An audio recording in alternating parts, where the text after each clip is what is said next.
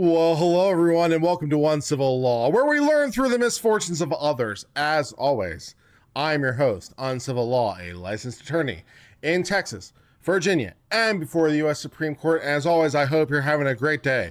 Welcome to the Thunderdome, where the stories that otherwise fell through the cracks come in a battle royale style to fight themselves out for supremacy. Which story is the most interesting story?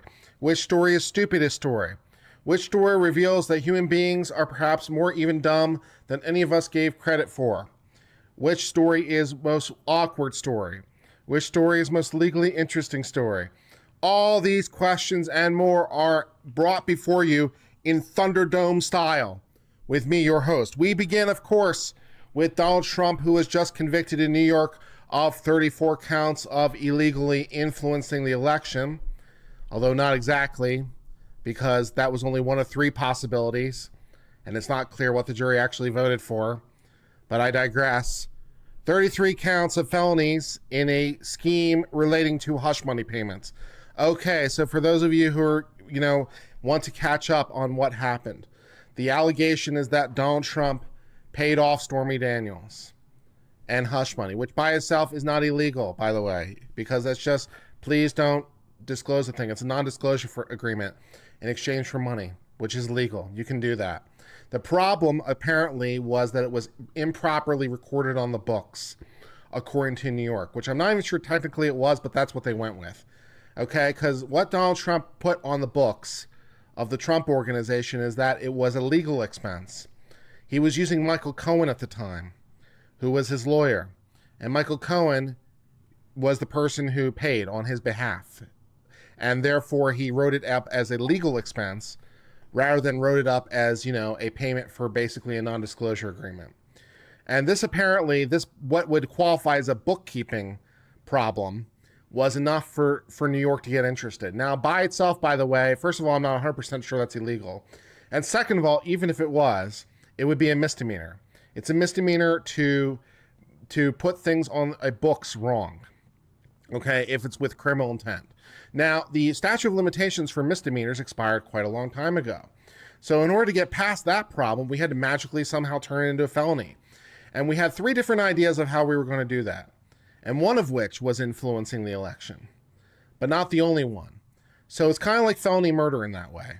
You needed to have both the death and the underlying felony, if you like the comparison, right? You need to have both a death occurred plus the underlying felony. But it's not clear in this hypothetical what the jury thought the underlying crime was, because the jury instructions allowed the jury to not have to become unanimous on that issue. So as long as they agreed amongst themselves that there was any predicate, they didn't all have to agree it was the same predicate, which is not normally how this works. But it apparently is the way it works in New York, at least today. So there are many legal problems with this, as you might expect. Plus, there are many, many legal challenges for all kinds of problems, evidence that were brought in, the jury instructions were weird, all kinds of issues, change of venue, all sorts of issues. So the legal challenges are ripe, but I'm not sure that ever was necessarily the point. I'm not sure the point was to make it bulletproof against all possible legal challenges. I don't think that was really the point. I think the point was to just get the conviction so they can say they have the conviction. And they don't really care if the court... and to some degree, they don't really care if the Court of Appeals overturns it, because then they can just say, well, those crooked Court of Appeals overturned a jury's verdict, right? They got what they wanted. They got their PR, and I think that's enough. But anyways, that is where we're sitting. Donald Trump has been convicted by the New York jury, not surprising to me. I think something like under 10% of the relevant jurisdiction voted Republicans, so not exactly encouraging with the voters. And in a scheme to influence the election or some other thing, depending on which theory of the crime that they were going with that day.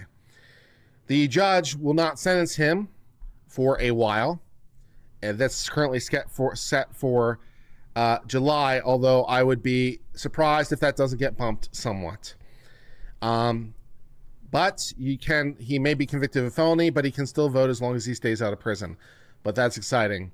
And unclear what impact it will have on the election because, well, he can still run for president and he can still win for president. And in the unlikely event that he's sentenced to some sort of confinement and is still in confinement when he wins, I would imagine for sure. Ooh, the Quartering just tweeted LawTube Civil War. What is this? The Quartering just tweeted LawTube Civil War. I'm not sure what that means exactly, but noted. Apparently we're having a civil war. Exciting. Anyways, where was I?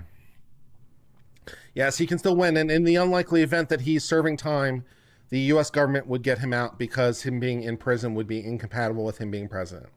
So they would have to get some sort of writ to get him released from prison, which I'm sure that will be fun for all the people, but all the right of it. So we'll see. So yeah, the short term is he's convicted. The short term is he will appeal. Whether or not his appeal will ever be successful within New York or otherwise, who can say?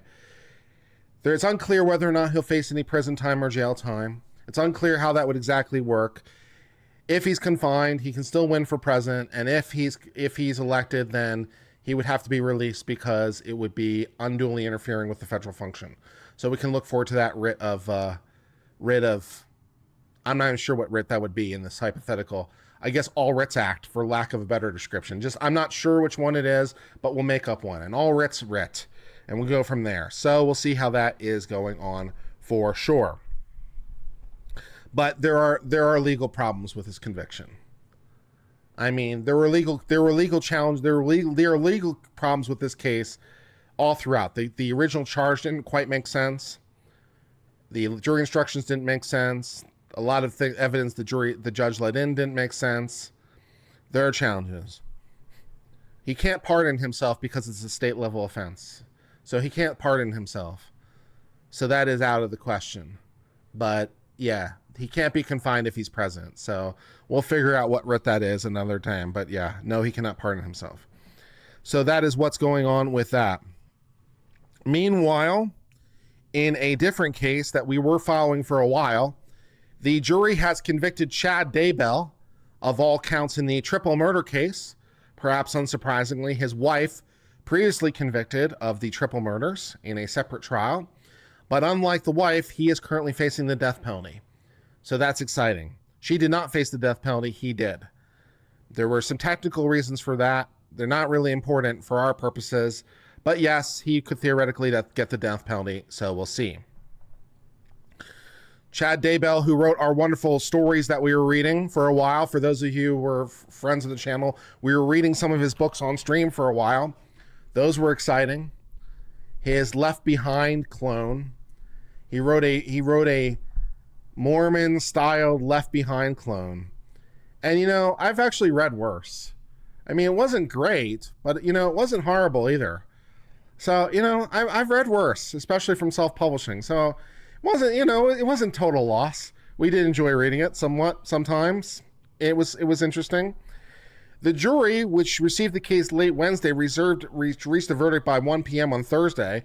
They found Daybell, the guy, guilty of first-degree murder in the death of his first wife, a 7-year-old and a 16-year-old, 2 children of his current wife, who was also found guilty of the murder. So the triple murder would be what we're convicted of. Also, conspiracy to commit murder, and grand theft by deception with respect to the insurance fraud, because we got money after their death. So you can't profit from that. So yeah, so that's that. Since the prosecution has requested the death penalty for this case, the case is now proceeding effective immediately towards the sentencing phase.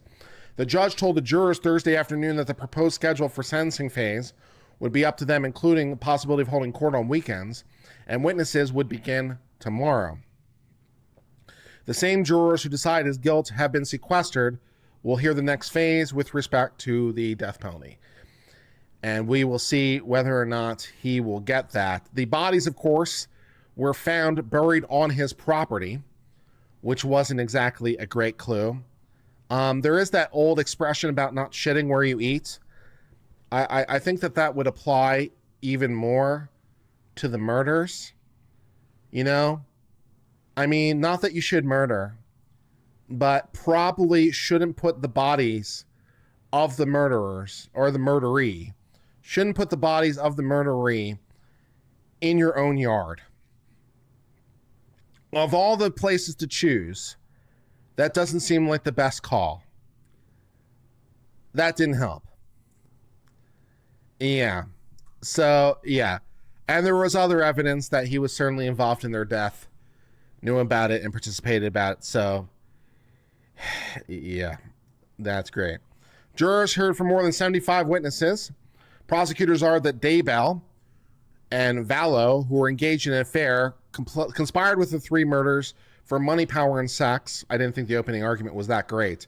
I thought the opening argument for Daybell was pretty weak. And then I heard the opening argument for Karen Reed. And I realized that all other opening arguments are the best opening argument by comparison. And they justify the killings based on the doomsday-focused religious beliefs that describe people as dark or light. And if you're dark, you're possessed by zombies and stuff. And all the rest. Yeah. So, yeah. Murdery, I thought was victim all these years. I just couldn't think of the other terms. So it's like, well, that's what happens when your brain sometimes farts. It's like, okay, murderer, what's the other alternative? I'm like, well, murdery would be the alternative. So, you know, when your brain does a stupid and you just like, you do your conversions in your head. So murdery would be technically correct. So, hey, it could be worse. Defense attorney John Pryor argued it was the children's late uncle who was behind the murder. Two of Daybell's children testified in defense, saying their mother had health problems. That much is readily apparent. The Daybell children have maintained their father is innocent. So maybe the children will beg for their father's life. So if they don't get the death penalty, I will not be completely surprised. Plus, of course, the death penalty it would have to actually be executed, and that takes a really, really long time. So all that stuff. All right. Now, I just thought this was funny, personally. I'm not sure why I thought it was funny. I just thought it was personally funny that the Daily Mail wrote an article about Nick Rekieta. I mean, I don't know why that caught me amusing. I mean, I know the Daily Mail is a bit tabloidy, but apparently the tabloid people of the UK would be interested in Nick Rekieta. And I thought that was kind of hilarious. So the Daily Mail decided to cover Nick Rekieta being arrested. So I thought that was funny. The YouTube lawyer who rose to internet fame with his commentary on Johnny Depp and Amber Heard has been arrested along with his wife on charges of owning guns, drugs, and endangering their 5 children. Nick Rekieta, 42, and his wife Kayla were arrested by the police in Minnesota. Cops were led to their homes, at least in part, by videos, which officers said showed signs of drug use. Yeah, as is pointed out to me since then, a little bit, yes. Nicholas appears to have lost weight, appears tired, and overall appears strung out. Common with controlled substance users, wrote the police. Yeah, I mean, you know. The case, yeah. Police received complaint about the pair on May 16th after their children told school teacher they were hungry, at least in part. By the way, I think I was partially misunderstood, or I partially misunderstood, or something, because there was recently, like, I was on a stream with Joe and Nate, and there was a super chat, and the super chat was worded in a very particular way, and I was responding to the way the super chat was written, and not really thinking about the broader connotations, and so people disagreed with me and thought I was, like, saying more than I was when I was just, like, responding to the way the super chat was written, because it would really help to have it exactly if I'm gonna make the point. But paraphrasing, which is not ideal, but it said something like, you know, hungry versus not fed. And I'm like, is it really worth slicing the difference between hungry and not fed? And then they talked about, well, not fed at home, but that wasn't what the super chatter asked, right? So the hosts, when they disagreed with me, started bringing things other than other than the question that was asked, right? Because they were like only distinguishing between these two things, and I'm like, I'm not sure there's not a lot of daylight between not fed and hungry, And then they started talking about not fed at home, but that wasn't in the question. And so I was maligned. I was maligned by misunderstanding the question or something, but that's okay. That's all right. It happens to the best of us. I hate when arguments get super semantic-y. Yeah, I mean, I appreciate that, but I was just responding to exactly what was said. So I was responding to what I understood, and then they changed the meaning of what was understood, and then I looked bad. So, yeah, it was a thing. It was fine. You need to go on the casino, Kurt? If I were invited, I might very well do it. If I were invited onto the casino, but they haven't invited me. And so I'm not in a position to say yes or no. So I might very well do, and we'll go from there. Spacey give $49.99. Thank you very much for your super chat. I appreciate your very first super chat ever. It's very, very thoughtful. Aruska Sky, upgrade their membership to Callie the Beefish Friends. You are a true one. My friend, you are a true one. You are a friend of Callie the Beefish. I do really appreciate you joining that highest membership tier. You are awesome. Thank you very, very much for your very thoughtful contribution. I do really appreciate it. Yeah, the casino thinks I'm a Nick apologist. I'm not. Yeah. I don't know. PPP said some pretty mean stuff about you. Yes, I know. I noticed that they said some mean stuff about me. But, that's okay. It would give me an opportunity to try to clarify and restate and go from there. But that's all right. I feel like I was misunderstood some ways, but that's all right. People misunderstand. And then there's the internet, which is not really interested in nuance and stuff like that. So, if I was invited, I might very well make an appearance. Because, this is, and I basically just restate what I already said in the first place. I was very clear initially that it was just my initial gut feeling, and I even said very, very clearly I wasn't sure that my feelings were right.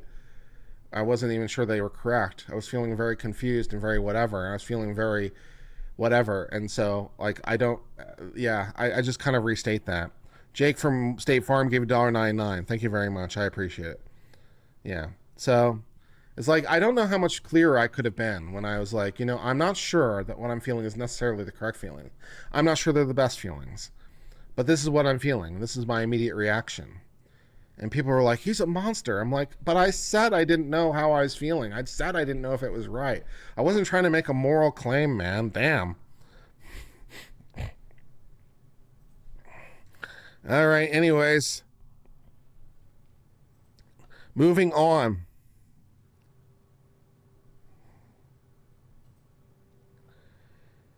In Becky Hill news, Becky Hill, you may remember Becky Hill as the clerk of court from the Alex Murdaugh trial, who may have improperly interfered with the jury or not. We had a good time. It was fun. Becky Hill, we read her book. Her book was truly, truly horrible. We read that on stream for a while. It was an atrocious train wreck. Chad Daybell is definitely a better author than Becky Hill, not for the least of reasons that Becky Hill is also a plagiarist, because she plagiarized part of the book. So that was fun. So for those of you who don't remember, Becky Hill was the clerk of court, and she drove some of the jurors to and from the courthouse, and may have had some conversations with some of the jurors, and otherwise may have influenced the jurors in some way. She was potentially misusing her office. She's an interesting character. And then she wrote a book about it, which was really, really bad. And anyways, Becky Hill, clerk of court, former clerk of court because she resigned, has been summoned to appear at a hearing to answer charges from the State Ethics Commission. The Ethics Commission would like to have a word. Did I really read her book? We read part of it on stream together. So not so much I read her book as we collectively read her book, because I got you to enjoy some of her writings by reading it to you. Good times. Good times. Becky Hill was thrust into the national spotlight, first during the historic trial for the former attorney convicted of murdering his wife and son, and then again when Murdaugh's attempted filed an appeal accusing her of making inappropriate comments to the jury. $5 from Gunmetal Wolf that says, just a thank you for yours, Andrew, and Sean's coverage. You're welcome. Sean is good people. I appreciate him. And Andrew's analysis has been roughly correct. Like Nate's analysis, my analysis, Sean's analysis, Joe's analysis, you know, all kind of track. Because we're all like reading from the same stuff. So yeah, all the lawyers who are actually like, you know, paying attention are in agreement. And then we have some other people that are not part of the cool kid club because they like their own special interpretation of law for some reason. Becky Hill was thrust into the national spotlight while the judge found Hill's comments did not rise to the level of meriting a trial because, well, the prosecution, or because Dick Harpootlian, lawyer for Alex Murdaugh, shot his client's issue in the foot. Trippy Liquids became an uncivilian. Thank you very much for that. I do appreciate it. And thank you, DSN, for the 5 gift memberships.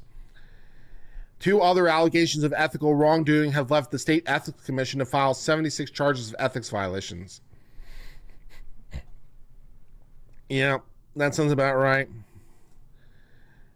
Court TV has reviewed the complaint, which accuses her of using her position and authority to promote her book, give unauthorized people to secure areas, and misappropriate thousands of dollars. She is shady as F. I agree. She's super, super shady. If she doesn't wind up with some sort of conviction on this, I would be surprised. It'll probably be fairly minimal. But she'll wind up with some sort of criminal record as a result of this, I would think. I think that's very, very likely. A photograph of Alex Murdaugh reading his book in the courthouse holding cell, allegedly taken moments before the jury returned its verdict, was allegedly taken from a secure feed the public and media had no access to. Oops. The photo was shared online by a photographer who was hired to work on Hill's book. See, that's a problem. You're not supposed to use official resources to enrich yourself. So she gave access to her like photographer, or her book's photographer, I guess, to get access to the special feed that the public wasn't supposed to see. Along with other problems. According to the complaint, Hill was also doing guided tours for money. How fun. And allowing them to take photos sitting inside the cell that Murdaugh would be sitting in, you know, while he's in the courthouse. In a statement to Court TV, Neil said, my wife Melissa and I spoke to Ethics Commission investigators for several hours about our business relationship with Becky. They're very interested in the photo she texted us of Alex Murdaugh in his jail cell. Melissa and I both signed affidavits that we received the photo from Becky Hill, but she instructed us to not place the book on social media or in the book.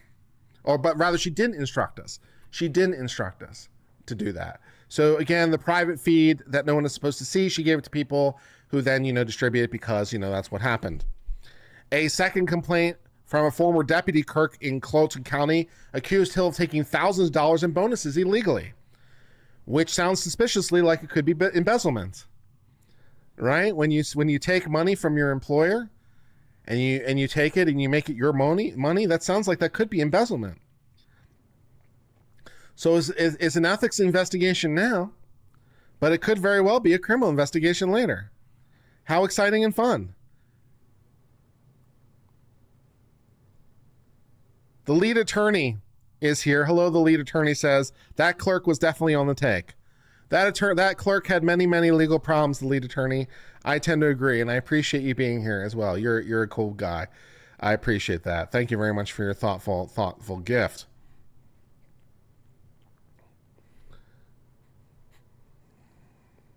Trippy Liquids became an uncivilian. Billy's Mamazilla became an uncivilian. Spacey 11, $49.99. Lynn Britton has been a member for 10 months. Trippy Liquids gifted 5 gift memberships. Lenovo gifted 5 gift memberships. Thank you very much for all your support. So yeah, she's a whole bunch of fun, and we have some more stuff. We have some more fun things to share.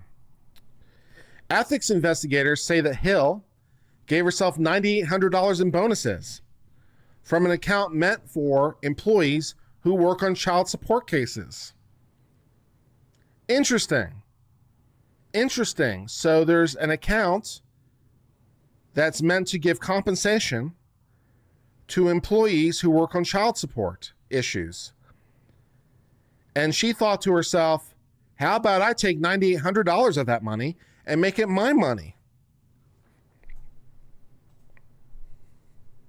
That sounds illegal, man. That sounds illegal.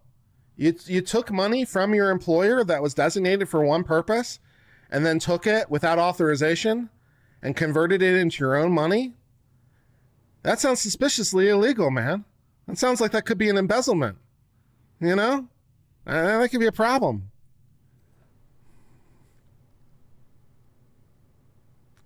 Hayes say that Hill gave false information to the finance department for multiple employees about how much they worked on child support for the bonuses. Oh, so she gave false information to the government in order to get them to give her the money. Okay, let's see. I think that's illegal. Now, what would that be called? Let's see. I gave false information to somebody in a position of some sort of authority, and I gave them false information to them for the purpose of them relying on that false information in order to benefit myself. I think we call that fraud. Fraud would be the word of the day. Fraud would be the word of the day. Yeah. Also, because it's the government in particular, it's also lying to the government. On top of that, filing false acts, making false statements. If she did it in writing, that's illegal. Because she did it in writing, false government documents. More fraud. Exciting. Hill is also accused of improperly reimbursing herself thousands of dollars for gifts and lunches for courthouse staff lifted like things such as Easter's goodies, Mother's Day gifts, and at birthday parties, where the supplies apparently included Smirnoff Ice. I don't know if that specifically is illegal. I mean, buying the Smirnoff Ice in particular. I mean, it's buying alcohol with governmental money, but is the Smirnoff Ice itself extra special illegal because it's Smirnoff Ice? Is there a law against that? And if not, should there be? Because it feels like there should be maybe a law against that, but I digress. And that is apparently the end of that story. So, ethics charges today, criminal charges tomorrow. Fun stuff happening over there with Becky Hill. Becky with the big butt is having a bad day.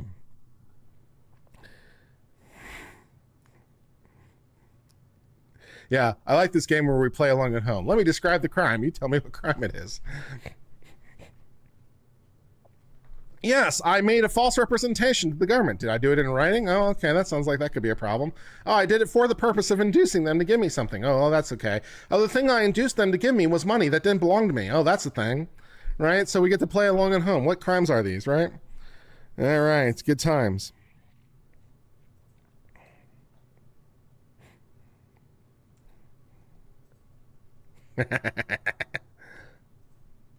Yeah, big butt, but I'm sure she could lie. Yeah. All right, in golfing news, all charges against Scotty Scheffler have been dropped. There was an allegation that he had dragged a cop or something, but the video didn't appear to reflect that, so not so much. Charges against the golfer have been dismissed. Scheffler was arrested outside the Valhalla Golf Club while trying to get inside to prepare for the second round of the PGA. Jefferson County attorney asked the judge to dismiss the charges during a hearing. He was not present, but of course his attorney was. According to the Associated Press, the golfer was initially charged with a felony for assaulting a police officer with his vehicle because the police officer said, hey, I've been dragged by the car. And that might be a problem, right? But then the evidence didn't really seem to support that. It was reported by O'Connell that they told the judge that after his team reviewed the case, they found that Scheffler's account that the situation was a misunderstanding that was corroborated, or I suppose not corroborated, by the evidence. The corroboration would be in the form of the not evidence, because it didn't happen. According to sources with direct knowledge, both officers involved believed it would be best for everyone if the charges don't proceed. I wonder why the officers might feel that way. I wonder, if the officers had really been dragged by the car, if they had really been harmed by the car, I would assume that they'd be mad. But now both officers are like, you know what? In retrospect, I think it's in the best interest of everyone that this matter go quietly into the night. At this point, if the golfer isn't thinking to himself, maybe I want to sue the police, because, well, yeah, we might be able to sue the police. So we could have some issues there for sure. Leandra gifted 5 gift memberships. Thank you very much.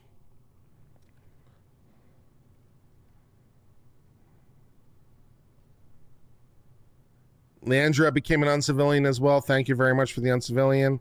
Christina B gifted 5 gift memberships. Kimbers, Ohio has been a member for 3 months. Thank you very much for all your fun contributions. They are, of course, extensively appreciated. I was just going to pull it up on the back end to see if I've skipped anybody, because it's a little bit hard sometimes in the interface I have, but let me see if I can find it this way. And I make sure that I didn't miss anybody, because missing people who donate funds is no good. You want to thank everybody who gave funds. Patches became an uncivilian. Buttercup 203 has been a member for 4 months. Lugmeister's been a member for 16 months. Christina B gifted 5 gift memberships. Leandra was an uncivilian and gifted 5 gift memberships. And I believe that's everyone. Thank you very much for everyone who joined to be part of the group. Turning our attention back to the story for the moment, the Louisville police initially said that Scheffler was arrested for dragging one of the detectives. The detective was on scene and was allegedly trying to tell Scheffler he couldn't go around, but there had been a lot of backlash against the police, especially after the video was released that did not show the dragging to take place. Metro police say the video only shows what happened afterwards, and the lack of video was in part because the detective did not turn on the body camera. Oh, okay. So the issue isn't that the police wasn't dragged. That isn't the issue. It's simply that the video you saw was after the dragging occurred, and also the cop didn't get it on his body cam. But that shouldn't be a problem, because surely there's other evidence, including the officer's word, and there'd be other damage to his body that would indicate that the dragging took place. I mean, video is obviously nice, but pics or it didn't happen isn't really a legal concept, right? So if he was in fact dragged by the car, there'd be all kind of damage to his body, and you'd be like, how did that happen? I was dragged by the car. Was it on video? No. But it happened to me. I was there. Plus other witnesses and stuff. But not so much. So yeah. Lenova gave 99 cents to give me a unicorn, and CM Brooks gifted 5 gift memberships. Thank you very, very much for that. Thank you for all those who tuning into the Thunderdome. We do this every Thursday, by the way. Do a little wrap-up stream. It's a little bit more casual, a little bit more fun, a little bit more cash. So if you're digging this kind of thing, we do it every Thursday, 8 p.m. Central Time. Tune in. It's good time. And I try to give a little bit more to the chat. We try to have a little bit more interaction, a little bit more fun, a little bit more enjoyment in our week. We can talk about things that you want to talk about as they come up.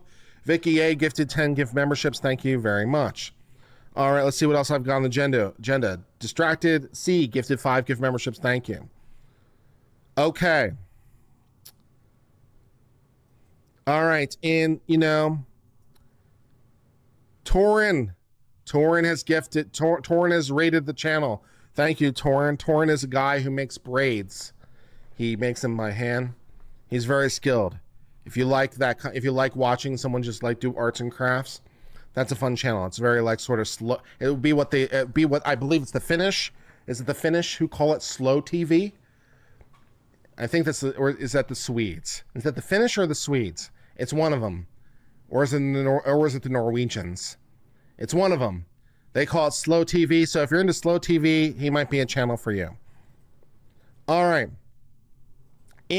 You probably shouldn't have put that ad out news. A U.S. tech firm has agreed to pay a $38,000 penalty after putting out a whites-only job ad. Yeah, you can't do that. The tech firm has agreed to pay more than $38,000 in penalty after posting a job advertisement that solicited exclusively white U.S.-born applicants. Arthur Grant Technologies drew scrutiny of anti-discrimination officials when it put on the ad on Indeed.com and published the ad aimed at filling a business analyst vacancy while limiting applicants to only U.S.-born citizens while white who are local within 60 miles of Dallas. Don't share with the candidates, the Information Technology Services conversation added, which was in bold text. So it's like, oh, well, we weren't supposed to tell people that it was whites only. But, you know, that, yeah. Ray is Rain became an uncivilian. Vicky is an uncivilian. Leandra gifted 10 gift memberships.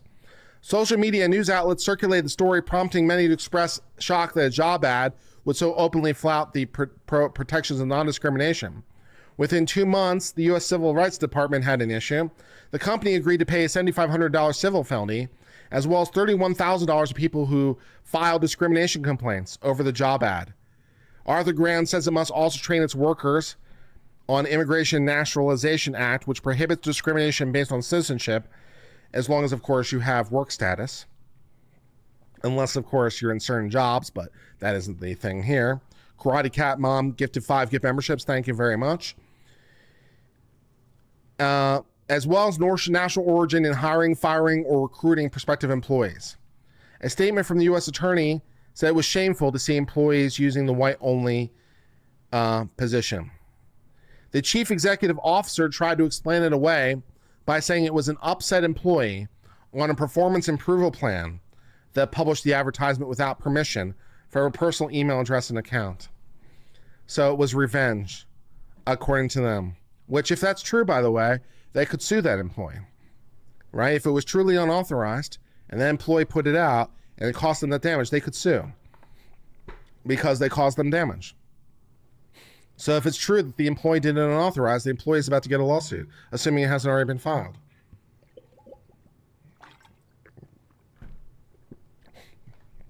And that is the end of that story.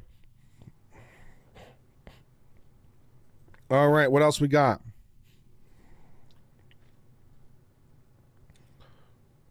All right, let's read this one about Sonia Sotomayor defending the NRA. In things I didn't necessarily have on my bingo card, but you know, nice to have. All right. In Sonia Sotomayor defends the NRA news unexpected, the U.S. Supreme Court has released a unanimous Supreme Court decision written by Sonia Sotomayor that says that the NRA can sue an ex-New York official that it says tried to blacklist it after the Parkland shooting. So what happened here, according to the NRA, and this was all in a motion to dismiss. So this motion to dismiss went to the Supreme Court, which is pretty unusual in and of itself, but never mind, that's where we are, right? So we're taking everything the NRA says is true because that's the motion to dismiss standard. The NRA says that the government of New York, in one of its officials, put pressure on other organizations, essentially not to do business with the NRA. And they did it because of the NRA's viewpoints, which you can't do. That's First Amendment retaliation. The government can't punish you for your viewpoints. So they can't say, don't do business with the NRA because we don't like what the NRA has to say. We don't like their viewpoints. That's illegal. Robert Toes gifted 5 gift memberships, and Gwendolyn SS has been a member for S5 for 8 months. Okay. The unanimous Supreme Court cleared the way for the NRA lawsuit to proceed. Again, remember, this is on a motion to dismiss standard. So it's, everything still has to be proven. Annie L gifted 10 gift memberships, and Annie L's been a member for 14 months. Give the NRA a new chance to prove its case, Justice Sonia Sotomayor wrote the majority opinion, saying the critical takeaway is the First Amendment prohibits governmental officials from wielding their power selectively to punish or suppress speech. You can't do that. The NRA said the ex-New York State Department of Finance Services Superintendent, Miss Vullo, violated free speech rights during her investigation of NRA-endorsed insurance policies. So the NRA had policies that you could get that if you were involved in a shooting that would cover you. New York law no longer allows for that, incidentally, but it wasn't illegal at the time. The group had been working with insurance companies to offer its members policies that covered losses caused by firearms, even when the insured person intentionally killed or hurt somebody, which critics have called murder insurance, which, by the way, doesn't make sense because you still would have criminal liability.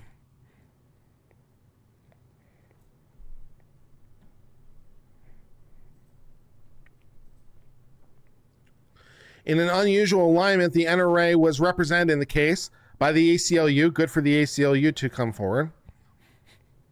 And the Biden administration argued some of the claims should go forward. Thank you, Blessed in Texas, for the super chat. This is a landmark victory for New York NRA and all who care about our First Amendment freedom, said NRA's attorney. Neil Katla, Vullo's attorney, predicted that they'd ultimately win. I'm doubtful about that. One question I have regarding Nick, if you can answer, does a lawyer have a duty to preserve evidence? Well, I don't know about necessarily a duty to preserve evidence, but you can't delete evidence. You can't explicitly delete evidence.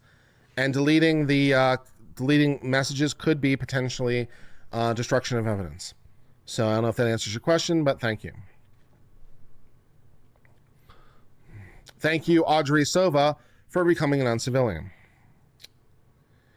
Her attorney said Miss Vullo did not violate anyone's First Amendment rights. She enforced the insurance law against admitted violations by insurance entities. Yeah, it seems a little bit more than that. Thank you, Audrey Sova, for becoming an uncivilian. The Supreme Court ruling favors the NRA, which is based in Fairfax. I know, I've been to their headquarters. Decent shooting range. Very nice museum of firearms, by the way, if you happen to ever be in town. It's free, and it's a very nice museum. I recommend it. And it reversed the lower court decision tossing out the groups. As I mentioned, we're on a motion to dismiss. So this is all a motion to dismiss that we went forward. The decision means the NRA lawsuit can go forward, but of course does not decide the merits because it was a motion to dismiss. It should also not be read to shield the NRA and advocacy groups from regulation, which of course it isn't. That isn't the issue. The issue is the First Amendment retaliation. It's very specific. But she wrote the NRA's complaint plausibly alleges that Vullo threatened to wield her power against those refusing to aid her campaign, punish the NRA. If true, that would violate the First Amendment. Vullo, for her part, the government official, argues she rightly investigated NRA-endorsed insurance policies. She says she did speak about the risks of doing business with gun groups, but didn't exert improper pressure on companies. I don't know about that. Go-host Shane has been a member for 16 months. Thank you very, very much. She says the product clearly violates state law, which is correct as of law today, including by covering intentional acts and criminal defense costs. The probe started before the Parkland massacre, but of course renewed after that. Vullo, what are my thoughts on the Karen Reed trial so far? Have you not been paying attention to my many... This is a very strange question to me. Buttercup says, what are my thoughts on the Karen Reed trial? Have you not been watching my many videos about the Karen Reed trial? If not, you should check them out. My thoughts on the Karen Reed trial are somewhat notable in my videos. I hope you will enjoy them. Vullo also sent out guidance letters to business and insurance companies warning about reputational risks of working with the NRA. Yeah, that seems more problematic. She says the letters were even-handed, and her attorney argued that letting the lawsuit go forward would improperly muzzle public officials. Yeah, but public officials should be muzzled because they're speaking on behalf of the government, and you can't oppress other people's First Amendment. Blessed in Texas became an uncivilian, and Go-Host Shane has gifted 10 gift memberships. Thank you very much. You should absolutely check out my Karen Reed videos. They've been doing very, very well for a while. Non-banned account for $1.99 says Coromato v. United States means MAGA can be jailed. Coromato v. United States was overturned by the Supreme Court, and no, it doesn't mean that, and no, but thank you for the super chat. And I appreciate it anyway. Even if it is a trolley super chat, but that's okay.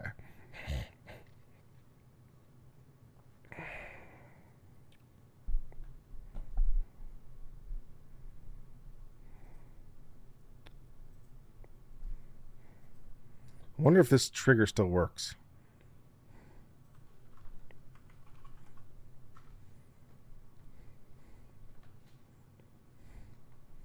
Yeah, the trolls are still paying me.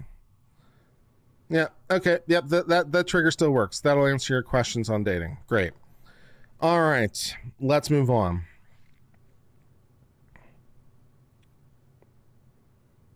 Okay. In further information about the Graceland foreclosure sale.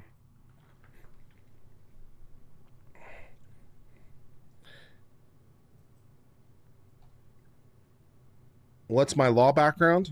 What do you mean? I was a patent lawyer for 15 years, and now I'm a commentator. I mean, I don't know. I did transactional work. My work was transactional in patent law, in the making of patents. It's paper, so no court experience really. It was transactional. That's my experience. I'm not sure what your question is, but fair enough. All right. In Graceland news about who is responsible for the Graceland, a self-described schemer has taken credit for trying to foreclose on Graceland. So it turned out to be a scam. No one. What trigger still works? This trigger still works. Because someone asked about my dating life, and that trigger still works, so I don't have to answer it every time. A self-proclaimed schemer is claiming responsibility for the foreclosing threat against Elvis Presley's iconic Graceland. A person purporting to be involved in the scheme responded to the email saying, "I didn't win this one." The email apparently was written in a mixture of English and Luganda, which is apparently a language from Uganda. So, good times, fun by all. As with all schemes, it's unclear whether the person who emailed CNN is actually behind the scam, but they responded to CNN requests for comment to the email address associated with the fake company. Yeah. Earlier this month, Graceland was set to go up for auction under the pretext that Lisa Marie Presley had failed to pay money, but it was all just an incredible scam. And that is the end of that story.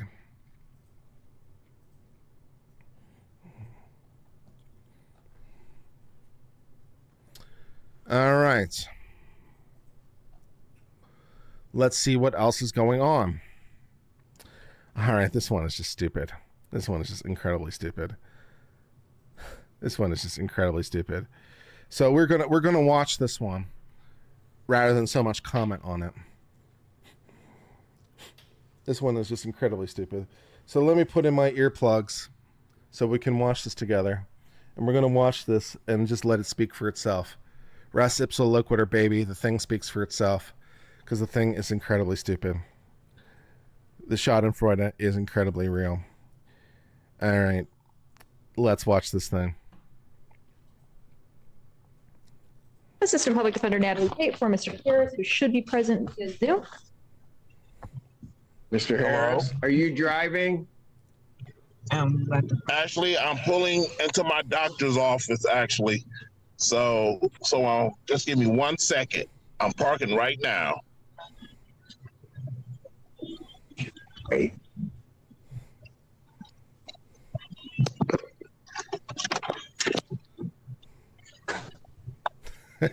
You stationary?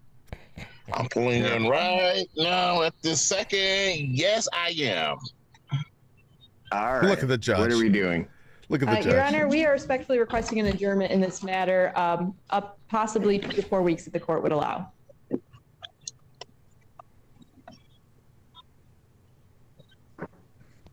Okay. You gotta love the public defender, though. You gotta love the public defender. She's just like completely ignoring everything that's going on. It's like, I just want an adjournment. She's acting like nothing is happening. She is completely unfazed, which, to be fair, it's probably because it's not the strangest thing she's seen, probably even this week. She is completely and totally unfazed. She's just there with her emotion, and she's going to proceed with her emotion like absolutely nothing else is happening. And I'm here for it. I respect that. I really do. Go for you, girl. You get it. So maybe I don't understand something.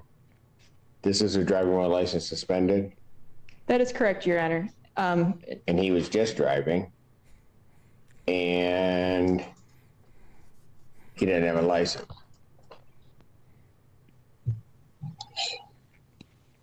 Oh, That is what the charge is, Your Honor, yes. No, I'm looking at his Yes. record. He doesn't have a license. He's suspended and he's just driving. That is correct, Your Honor.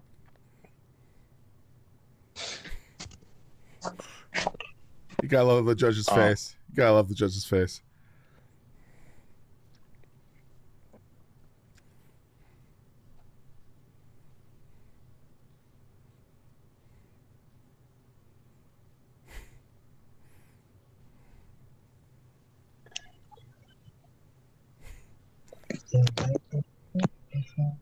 hello.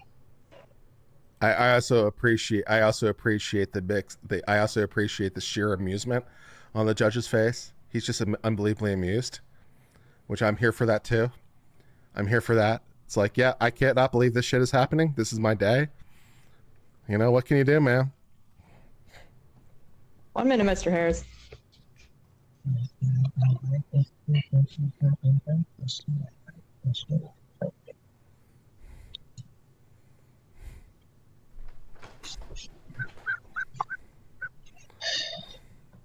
I don't even know why he would do that. So defendant's bond is revoked in this matter. Defendant is turn himself into the Washington County Jail by 6 p.m. today. Failure to turn himself in will result in a bench warrant with no bond.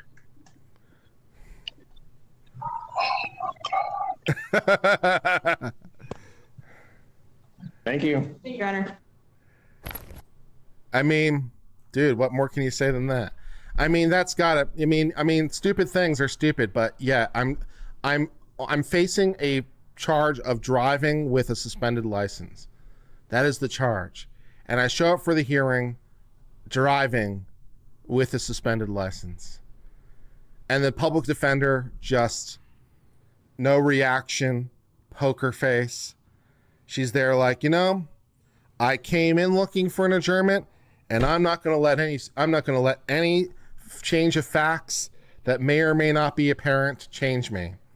You know, maybe the judge didn't notice. Maybe the judge didn't notice that the person's driving, and so I'm certainly not going to bring it to the judge's attention. And she just comes in there stone cold and it's like, you know what, Your Honor, I'd like an adjournment for 4 weeks. And she just comes in there with a completely thing, and like the judge is like, how about instead of an adjournment, how about a bond is revoked, and he turns himself into jail at 6 p.m. with absolute, like, just a look on his face. It's like, yeah, I feel for it. So everyone played their part masterfully in this little tableau. Bravo. Everyone played their part perfectly. Great casting, great acting. I'm here for it. I thought it was fantastic. Yeah. And I'm surprised that they didn't ask the prosecutor for an opinion. Res ipsa loquitur, baby. Res ipsa loquitur. The thing speaks for itself. Blessed in Texas says, I'm sorry I upset you. Not sure if I crossed the line, but I'm a TBI survivor with executive function defense. This is an issue for me. You're fine. They're fine. There's just certain subjects that I don't discuss online anymore because when I do, it just derails things. So I have the trigger, so I don't have to discuss it anymore. That's why we invented the trigger, so I don't have to keep discussing it anymore. So it doesn't derail the stream anymore. Great. Moving on. You're fine. Okay, moving on. Let's see.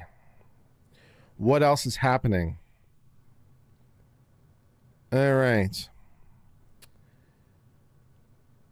Now, this law is interesting. And depending on the details, it may or may not be legal. But the devil's in the details. The devil is in the details. Okay? All right. The devil's in the details. All right. So a Louisiana law proposes to criminalize approaching the police under certain circumstances. The devil is in the details about whether this is legal. Tree triplet KGV 1611 became an uncivilian. Thank you very much.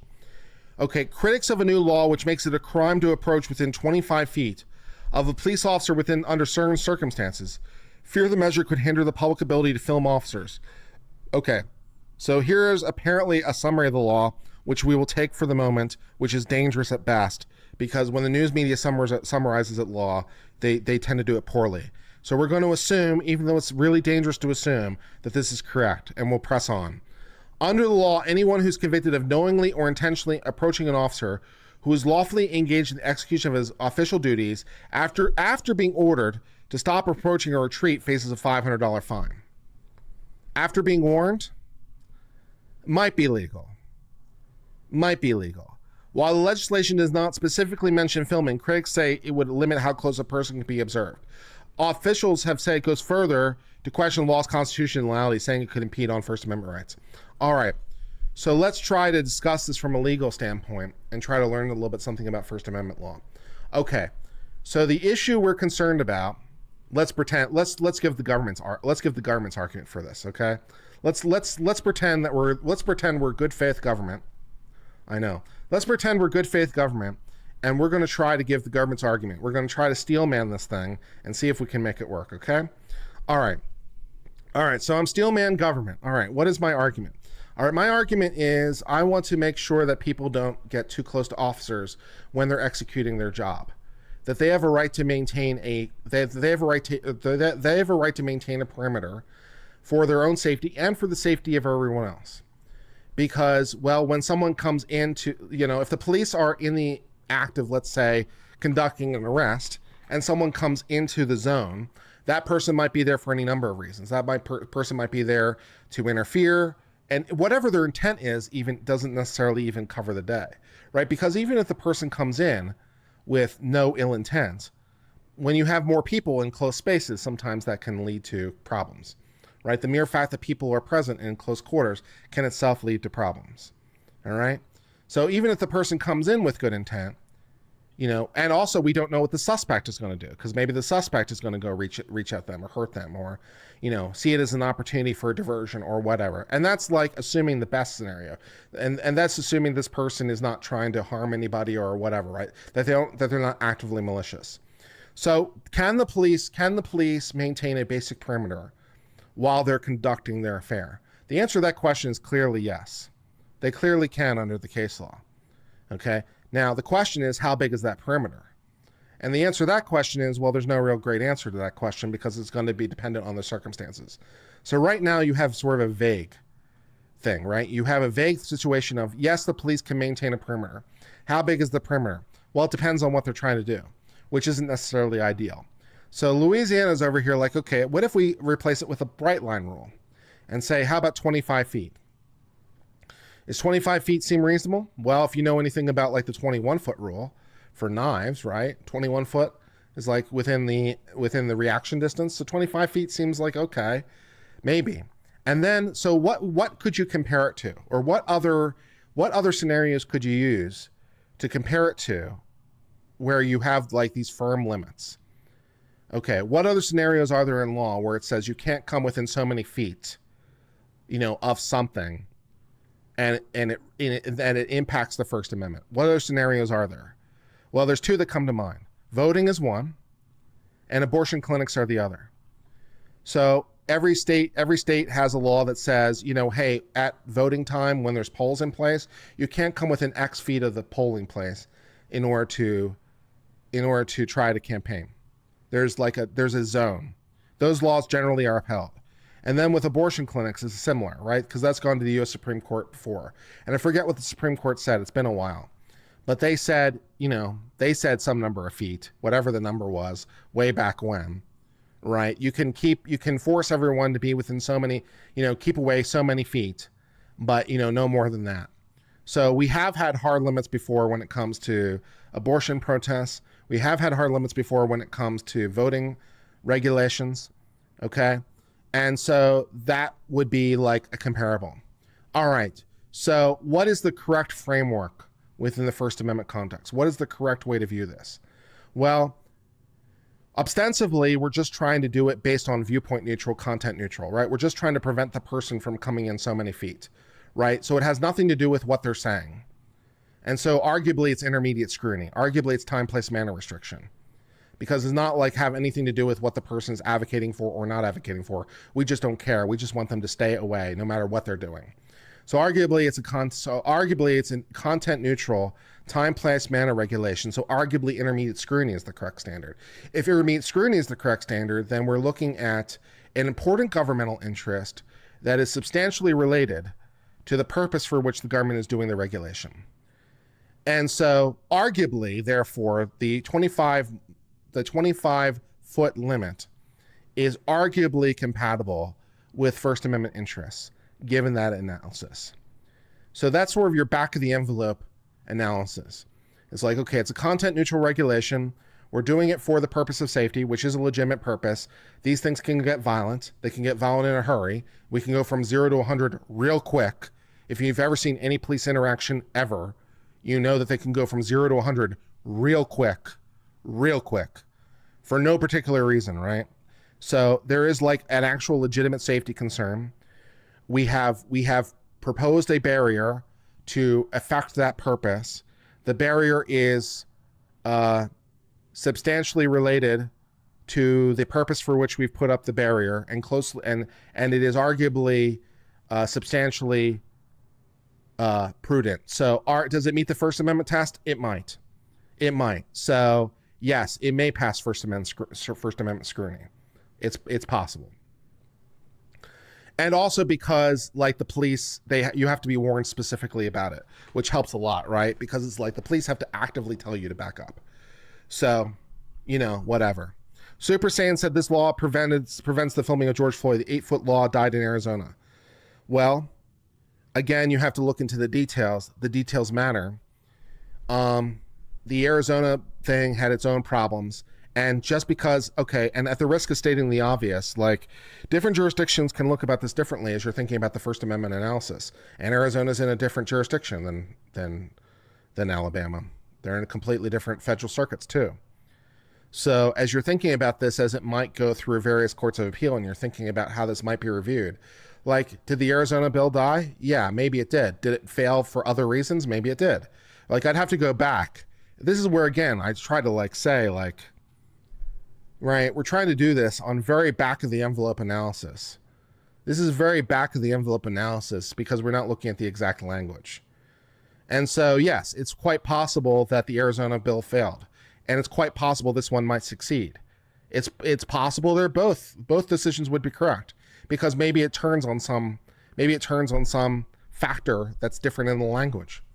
It could turn on the language, as you would expect, right? So maybe the 8-foot ban in Arizona is illegal, and 25-foot ban in Louisiana is legal. 8-foot is illegal, 25-foot is legal. Why? Well, because of the exact wording, the exact things, like the exact analysis. Plus, it's being reviewed by different courts of appeal with different precedents, and so forth and so on. So, when I give you a back of the envelope analysis like I just did, it's like, okay, here are some of the questions that you might be thinking. Here's like how you might look at this. Here's how the government might try to phrase it. Here are some of the concerns they might try to raise. Here's how you might look at the level of scrutiny. Here are some comparables, right? Here's some comparables. Here's some precedent that might apply, and so forth and so on. I mean, I walked you through a fairly comprehensive legal analysis to show you one way you might go about approaching the problem. So I hope you appreciate it, because I'm trying to show you how a lawyer might go about approaching this problem. And then if you want to go about it, if you want to come and if you want to attack it, then all you have to do is basically try to attack. Well, what you do is that you'd attack the second factor. So either one, you try to, if you're going to attack this regulation, you do one of two things. One, you'd say, this is really a subject matter. Really, this is subject matter. Really, what they're trying to do is prevent people from filming. So it's really strict scrutiny, not intermediate scrutiny. They're just trying to trick you. So, number one strategy you could do is like, okay, this really is strict scrutiny, not intermediate scrutiny. They're just trying to trick you. Strategy number two is, okay, it really is intermediate scrutiny, but it is not the least restrictive means. It is not the least restrictive means. There's a better way to go about this, and this is not the least restrictive means, and you could try something else. So those are two ways you would attack it. So hopefully that is all considered. Lenova says, what is the proposal? I'm not going back and rediscussing it from scratch, man. We've been discussing it for like 10 minutes, man. What do you want from me? Jeez. And that's the end of that story.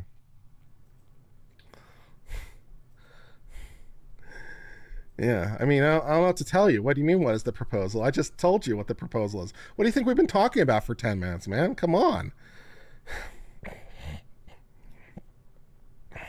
Come on. What do you think we're doing here?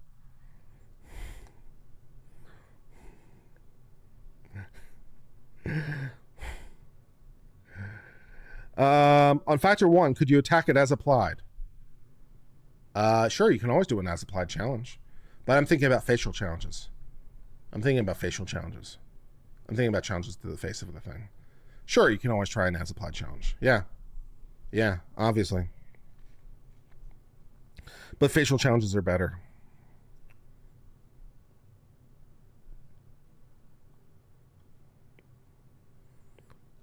Please, that's Uncivil law. Break down the jurisdiction for tease, trial, and jury instructions, defense not being allowed to call witnesses. I already did my best to cover it.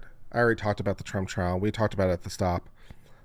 We talked about it at the top. I don't really have much more to say about that. I thought that the judge's instructions are very questionable on any number of legal levels, and we talked about that a little bit. And we also talked about the fact that the jury's instructions allow the jury to come back on any one of 3 theories without agreeing on which theory. So we talked about that a little bit at the top. So I don't really know that I have anything more to say about that, but thank you for dropping by. Okay. Let's see what else we got going on.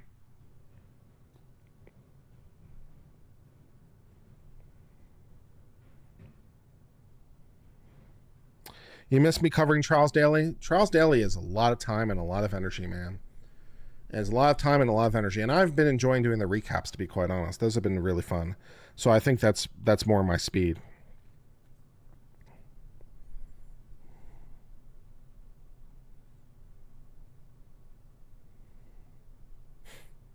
You don't know if it's a specific area or which state or whatever. I don't know where I'm messing up here. I don't understand. I don't understand why. I don't understand. Was I not clear? I mean, we talked about Louisiana. We talked about it being a Louisiana law. We talked about like it being 25 feet from a cop. I don't understand. Was I not a good educator? I don't understand. I'm confused. Did I hit the NRA? Yes, we discussed the NRA.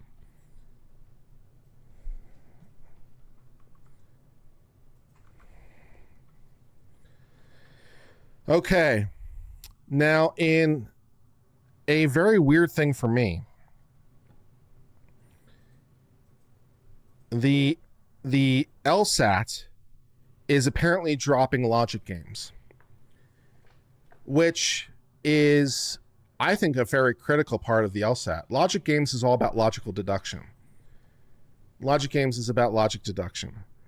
Let me see if I can show you like a logic game. Example. Because it's a little bit hard to describe what a logic game is, and it's a lot easier to give you an example.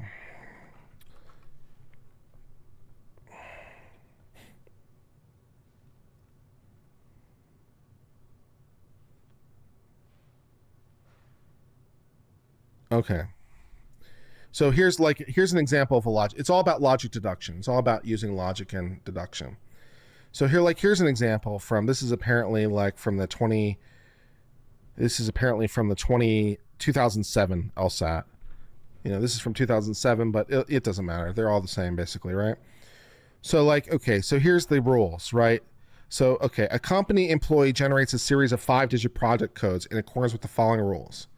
Okay. The codes use the digits 1, 2, 0, 1, 2, 3, and 4, and no others. Each digit occurs exactly once in any code. So it's a 5-digit number.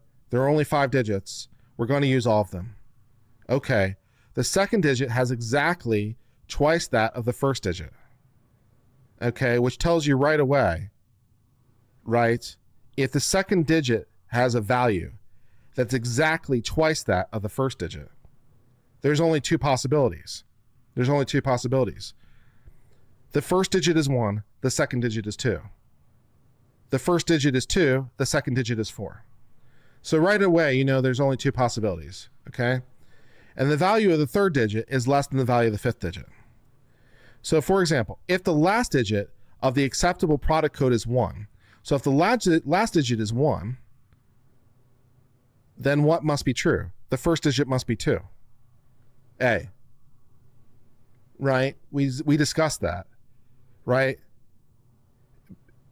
Because if the second digit has a value that's exactly twice of the first digit must either be 1 or 2. The first digit must be 1 or 2. And they only can appear once. So if the last digit is 1, it must be true that the first digit is 2. Does that make sense? And so that's like an example of a logic game. It's just doing logical deduction to say like what must be true using some simple rules of logic.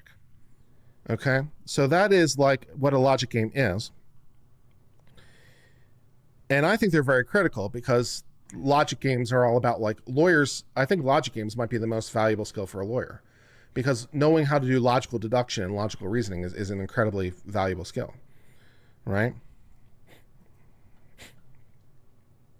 Yeah. So the ELSAT is going to remove the logic games.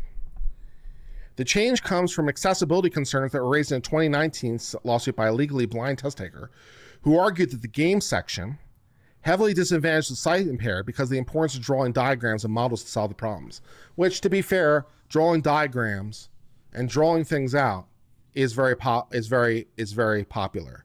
And like also like matrices, I suppose, is also very good for like logical reasoning. So it is, it would definitely be harder as a blind person. I mean, I would think so. I would think so. But yeah. Yeah, logic abilities are very important as a lawyer because it's like, if this is true, what else is true? Right? It's very helpful with case law reasoning. Because like, you know, it's all about it's all about logical deduction. And a lot of it is. So the LSAC, which administers the LSAT, said the decision was based on rigorous research that shows the elimination of the section will have no impact on scores or the correlation of scores. Okay, while logical reasoning may initially seem more familiar, the skill tests are quite challenging. They can be. And for many students require additional practice time to improve. Yeah, they do. That's kind of the point. It takes time to think. The logic games were apparently going to be replaced with a logical reasoning section that include heightened focus on word problems, which doesn't sound as interesting. So, logic games apparently are dead. Logic games are fun. Do more logic? I mean, we could, but I mean, I illustrated the point. Right? So, logic games are good.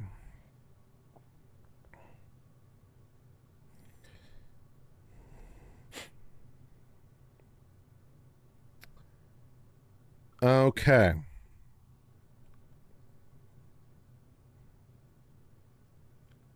You probably had a bed LSAT pre. I appreciate that.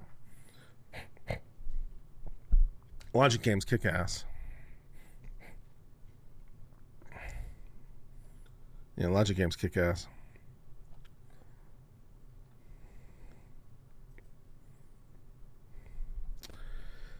Okay, in false conviction news. A man convicted of a Chicago murder based on a blind witness testimony has sued the city. The judge convicted Darren Harris in 2014 in connection with a fatal shooting.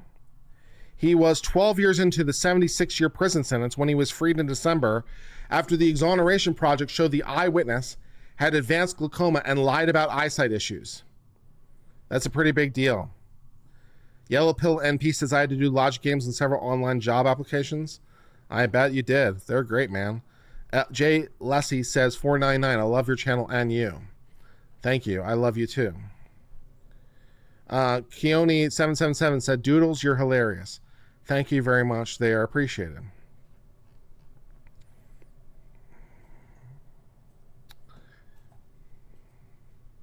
Do the drag queen story. I'll get there eventually. All right, you know. Bill Thomas said it's best it's math. 2n plus n. 2n plus n is 3n.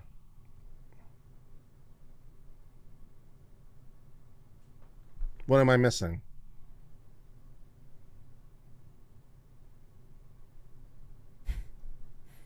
Two n plus n is 3n.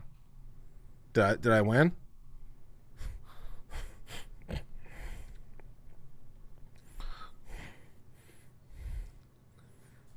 Thank you for the $20.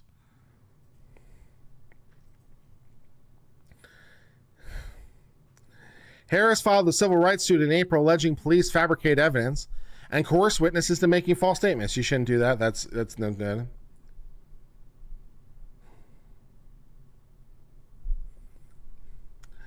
He told the newspaper he's still struggling to get his life back together. I don't have any financial help. I'm still being treated like a felon, so I can't get a good job. It's hard for me to get into school. I've been so lost. I feel like they took a place in me that's hard for me to get back. How N functions work, so no, you lose. As a person with a master's in civil engineering, you're right. I know I'm right. If I have 2n, and then I add another n, I have 3n. I know I'm right. I know I'm right. Yeah, if I have 2n and then I add another n, I have 3n. 2 plus 1 is 3. Math.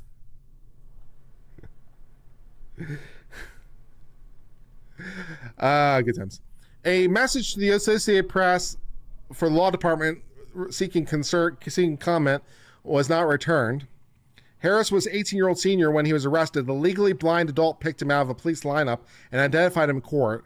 The eyewitness testified he was riding his motorized scooter near the gas station when he heard gunshots and saw a person aiming the handgun. He also added the shooter bumped into him.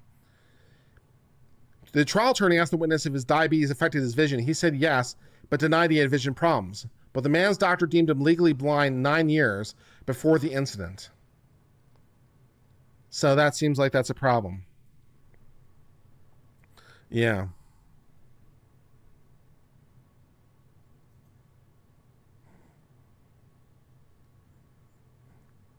Maximum Bacon says sigh. I've apparently understood. There's always a one understood to be in front of a variable. Sure. Yeah, n is 1n. I have no problem with that. So add the 2n to the 1n, right, and then you get 3n, right. 2n is just n plus n. Because that's what 2 times is. 2n is just n plus n. That's exactly the same. N plus n is equal to 2n. So 2n is equal to n plus n. So 2n plus n is n plus n plus n, which is 3n. Right? We're all doing fine over here.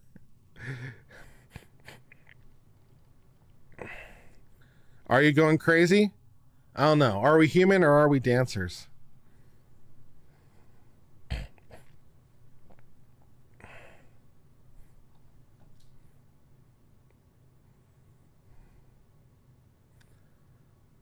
Two parentheses n plus n. Well, that would be 4n. Because you have 2 times n plus n, which is 2n. So you have 2 times 2n, which is 4n. We can keep doing this, guys. I got the basics down pretty well. I got the basics down pretty well.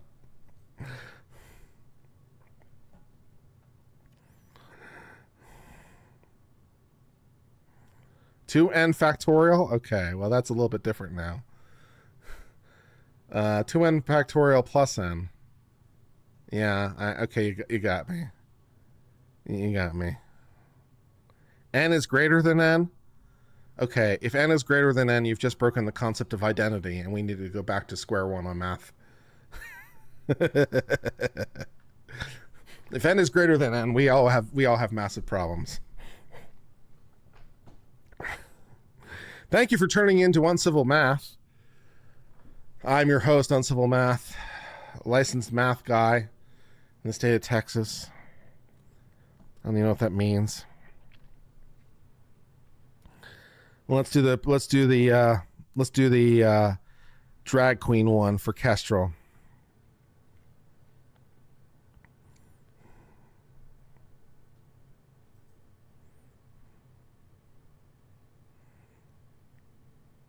Yellow Pill MP says, for $19.99, actually, given my experience, I can see someone thinking they have no vision problems if it's not a problem originating from a primary eye problem. No, I don't have hypertension. I take meds for high blood pressure. I suppose. Where we discuss about the mouth problems for others? Yeah. For today's story, we are going to solve the Colitz conjecture. 3n plus 1. Let's get started with this.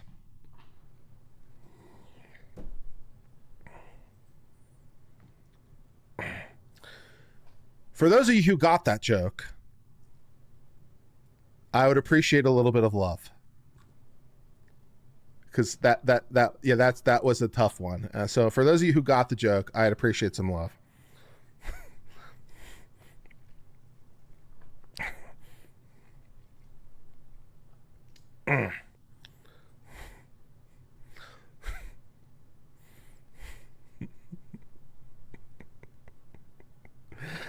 Good times. All right.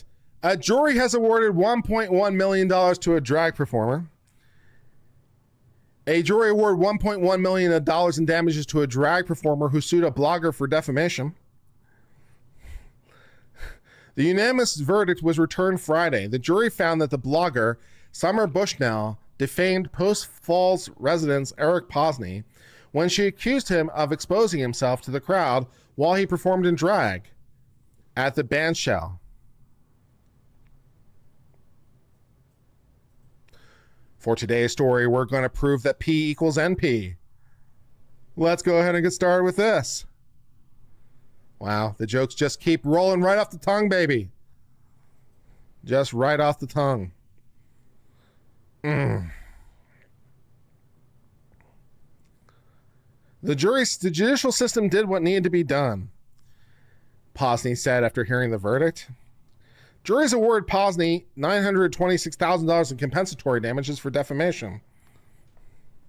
Because Posney proved that Bushnell knew her allegations were false when she made them, or she made the accusations reckless disregard, the jury awarded additional punitive damages.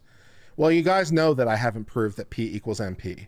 Because if I proved that P equals NP, right about now, someone would be knocking down my door. That would be that'd be a pretty big revelation if I could prove that P equals NP. That would definitely get someone in the government's attention. Many governments. Blessed in Texas for $2 says my eye issues are usual eye stuff and brain deficits. Good stuff.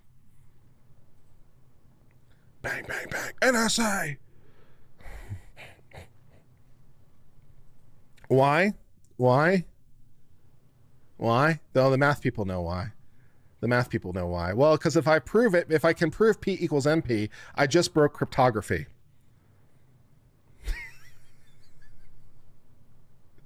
So that's notable.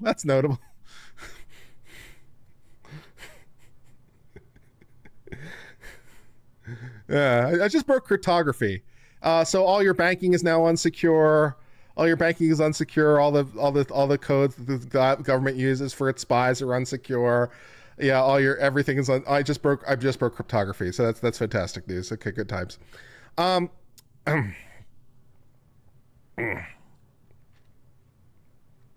The day of Posse's performance, June 11, 2022, Bushnell posted a video of herself discussing the mass arrest of Patriot Front members near City Park, as well as footage from Posse's performance. Why did no one arrest the man in a dress who flashed his genitalias to minors and people in the crowd? She said in a video. No one said anything about it, and there's video. I'm going to put up a blurred video to prove it. Apparently there was no video. P equals NP is the storyline behind sneakers? Basically, yeah. See, you're picking up what we're laying down. The next day, Bushnell posted a edit video which he had received from a local videographer, which included a blur over the pelvis. But they told others the blur concealed a fully exposed genitalia. The edited video garnered thousands of videos sparking national coverage. City prosecutors ultimately declined to file charges and stated publicly the unedited video showed no exposure. Yeah, see, that's the problem. If you knowingly post videos saying it's exposed and it's not, that a defamation would make. Yeah. No more secrets, baby. C-Tech astronomy. Do you like C-Tech astronomy? I like all kinds of astronomy.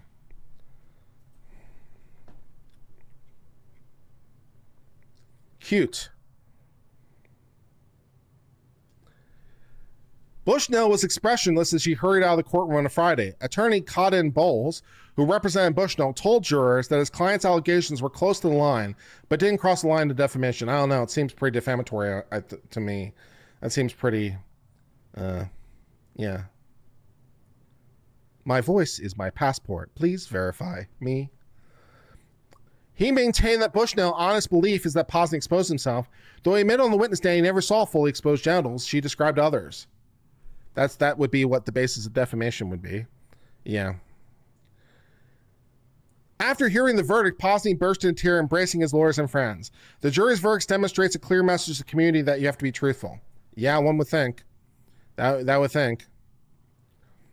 The jury did good, hard work. They rendered tremendous service to the community.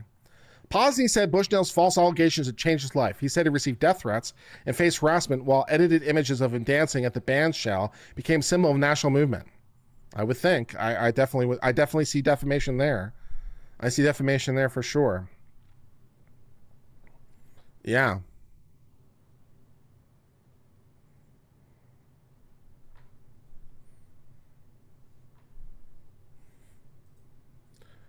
For today's story, we're going to divide 1 by 0 and see what happens. Let's get it started with that. The new math intros, I don't think are really going to catch on for the channel, though. Although 1 being divided by 0 would explain a lot of stories we cover, to be quite honest, because it's as good as explanation for some of the stupid we see.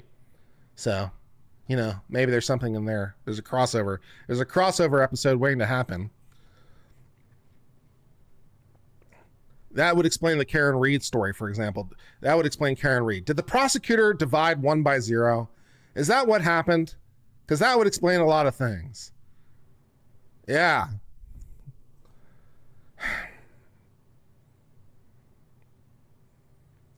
Imagine being a dark hole where you have nobody and felt the whole world turn their back on you, he said in court.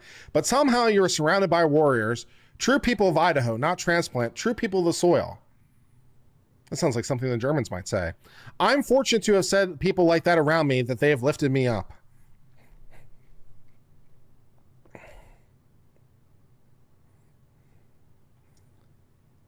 As of Friday evening, the videos remain on the website and Facebook page. So, in a statement published Friday, the North Idaho Pride Alliance expressed gratitude to the jurors and affirmed its commitment to ensure the safety and well-being. Look, for me, this is pretty simple. Just don't do the defamation. Just don't say, here is a video of someone with their genitals exposed, and then blur it out when it is not their genitals being exposed. That is defamation. You're making up lies. Don't make up lies. Don't lie. That'd be great. 1 divided by 0 equals FM, where FM is Florida man. Yep. Respect. Respect.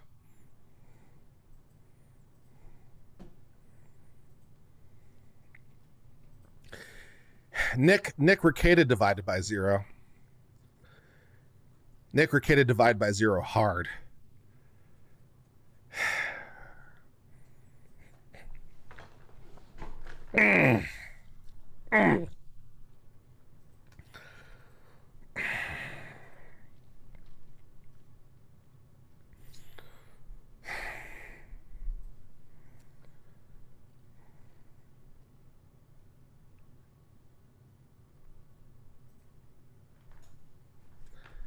Unfortunately for Nick Rekieta, it turns out she does lie.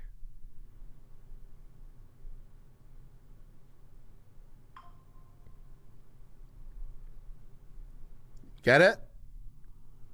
Get it? Okay, great.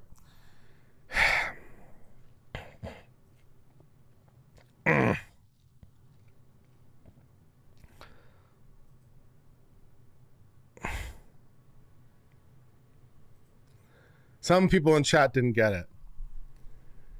Some people in chat didn't get it.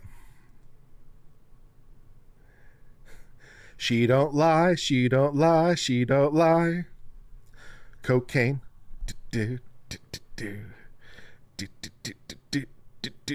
Okay, all right. In Cher winning royalties lawsuit against Sonny Bono's widow, news.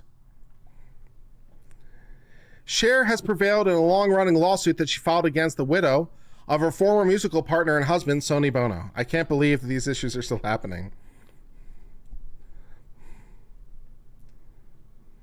You Googled P equals NP and now your brain hurts? Yeah, you shouldn't have done that. You should not have Googled P equals NP. You shouldn't have Googled that. You should not have Googled that. That was a mistake. Cher had received royalties from her chart-topping song catalog with Bono since the agreement in the 1978 divorce settlement that started publishing revenue that was split evenly between the pair. Bono, of course, died in 1998, and Cher passed on to his heirs. In 2016, widow Mary Bono, a politician who succeeded Sonny in the House of Representatives, exercised a feature of copyright law that allows songwriters and their heirs to win back rights they've signed away. That's true. That's true.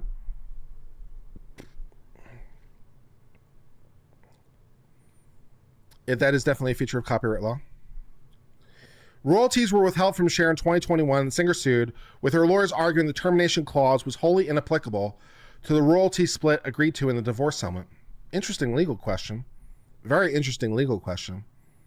So there is this little feature of copyright law that allows you to get back your copyright after a time, even after you sell it, so you can claim back your copyright. There is a little feature of law that way. So it's very interesting. And then how does that work with the divorce settlement? It's very, very interesting. Very, very interesting idea. The case has now been found in Cher's favor, with the judge ruling that the right to receive royalties is distinct from a grant of copyright. And Cher should continue receiving financial compensation per the agreement. Okay, Cher is now owed $400,000 in royalties. The U.S. District Judge who made the ruling had already been leaning in Cher's favor, saying that I don't think notice of termination can affect Cher's notice of contractual rights. I don't know. That's a very, very fun legal question, to be sure. So I don't know. That sounds like one hell of a fun legal argument on the finer edge of copyright law. That sounds like a really, really fun legal question. Yeah. Neither Cher nor Mary Bono comment on the judge's decision, which may be appealed or not. And so we'll see. But that's a very fun legal question. Very, very, very, very technical legal question. I like that question.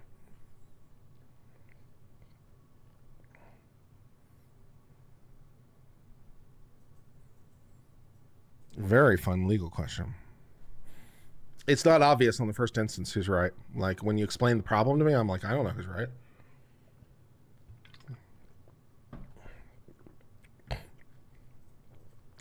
All right, for the 1,100 of you who are currently out there in Uncivil Law Land, how y'all doing tonight? Feeling good? Feeling positive? Feeling happy? I'm feeling good. I'm feeling happy. Life is not so bad over here in Uncivil Law Land, I have to say. The channel's going well. I'm very happy to say people have been responding very positively to the videos I've been doing on the Karen Reed trial. Those have been doing very, very well recently, I'm happy to say. We are currently at, let me get an exact number as I go into my back end. We're currently at 136,603 subscribers. We have gained 7,003 subscribers in the last 28 days. Kick ass. Kick ass. The last video I posted from the Karen Reed trial, the one I posted earlier today, is number 3 of 10. Like every video I do is at least 5 of 10. Every single video I've posted for Karen Reed has been at least 5 out of 10. And I've posted more than 5 videos, which means that they're like doing better and better, respectively, because that would be what that would mean, right? If you have more than 5 videos and every single video is more than 5 out of 10, that means that you're increasing, because otherwise, you guys understand what's going on.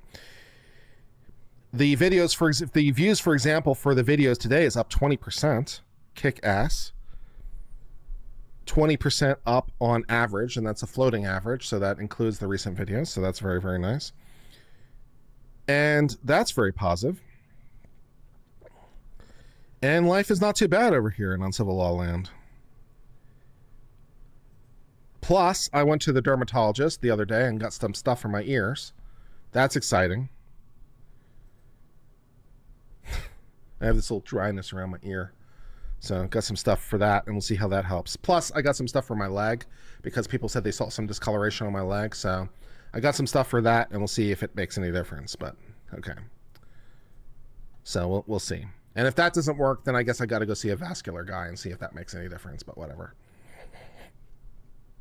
The recent cameo on Aussie Insider's Epic. Thank you very much. I do appreciate it. That's very kind. I do appreciate it. And I've really been enjoying this clip stuff that we've been doing. So I hope when the Karen Reed trial is over that we can continue to find a way to continue doing that because it's enormously valuable. Plus on Monday, I have stuff from this company Factor coming in that makes pre-made meals, which I hear are pretty good. And I'm going to try to do that in an effort to try to lose weight and see how that goes and see if that will help me get like my eating under control and stuff. So that might be nice. So we'll see if that makes any difference, but we're going to try. So, all right, let's see what we've got else in the news today. If I could turn back time, if I could find a way, take back all the words that would hurt you, you say, I reach the stars, I'll give them all to you. Baby, baby, baby, baby, do. Let's see. All right. All right, slingshot articles. Okay, slingshot thing. I'll skip the slingshot one. Let's see what else we got on the list today.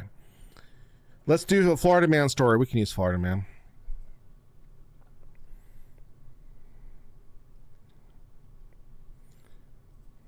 All right. In Florida man news. Yeah, the tiger statue is best tiger statue. Tiger statue is best tiger statue. Tiger statue sits there in the corner and looks at me. And looks at me and like, you know, you got this, Kurt. It's all good. You can make it. Thank you, Jenny Russell, for the for becoming an uncivilian. I do appreciate it. I appreciate everything there as well. Domino V says, I come for legal analysis and now math. And also the snark, definitely the snark. Thank you very much. I appreciate that. Speaking of which, Kurt, if you ever get a cursed burnt letter with a Sunucho medallion, please don't read the letter aloud and wear the Sunucho medallion, no matter how tempting it is. I don't know, man. If I don't do that, how am I gonna like have all the fun adventures that would imply? Fun adventures are best adventures, right? So, Maximum Bacon says, okay, I messed up. Let it go, chat. I can own being dumb. Thanks for making it fun, Kurt. Still gonna work out the proper math expression, cause nerd. You're welcome. Sorry, we love you guys. We're just having fun. We're just having fun. We're just having fun. All right. Florida man has been arrested for carving his name into a patrol car. Now, I can certainly understand this on a lot of levels because a lot of Florida people have a lot of interactions with a lot of patrol cars, and maybe this is just a love story. Do do do do do. Do do do do do do do do do do. Right? A man has been in so many patrol cars, do do do do do, that he found the best patrol car. Do do do do do do do do do. The patrol car for him, the patrol car that he must have, and so he has put his name on it. If you like it, you should put your name on it. If you like it, you should put your name on it. Ooh ooh ooh. Ooh, ooh, ooh, ooh, ooh, ooh, ooh, ooh, ooh. All right, so the Florida man was taken to jail, very sad, after he intentionally carved his name into the patrol car last week. Erdelin Leons, 33, was arrested and booked on criminal mischief charges. According to the Margette Police Department, a witness reports seeing the man vandalizing the patrol car. I don't know if really vandalizing is the right word, you know, because it's the same thing as like carving your name into a tree, except patrol car. And then when you hear the sirens in the distance, you'll wonder if it's your love coming for you, right? You'll wonder, it's my love coming for me from over the horizon. It's coming to visit me because it loves me. Aww. Aww. When the officer arrived at the scene, they noticed the suspect had used a metal tool to etch the name. The name is Edelin Leonce into the driver's side hood. I mean, that does narrow down the list of suspects. I mean, to be quite fair. I mean, there's probably... It's a somewhat unique name. I mean, I couldn't speak to how many people in Florida are named Outerlin Leonce, but I'm guessing that's kind of a narrow suspect pool. So that does help narrow it down for finding the guy. So that's nice. You know, all right. The officer completed a teletype check of the name and noticed that he lived in a residence, which was in the area where the incident had occurred. The officer met Leonce at his home, and that's when Leonce allegedly made multiple statements, including, "I did it. I committed a crime, and I should be going to jail." Well, that narrows that down, I guess. He was also found carrying metal joint pliers with green paint transfer on the tip of the tool. He apparently told the officers I was revolting because he wouldn't take me back to Haiti. The patrol car? The patrol car was supposed to take you back to Haiti? Damn, what is this? Is this an international love story? Is patrol car actually boat? I mean, I've heard of like Cubans sometimes converting cars into boats, but I didn't know it went the other way.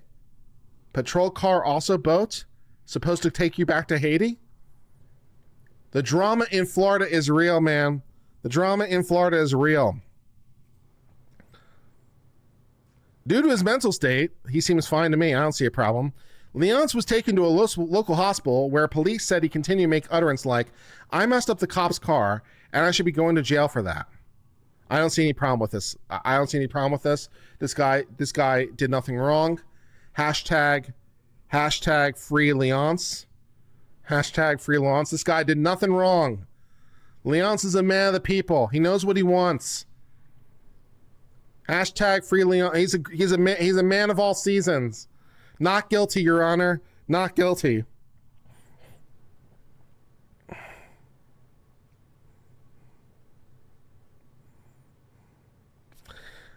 All right, so this is pretty interesting. And I don't really know how to feel about this on I don't know how to feel about this on like on a policy level.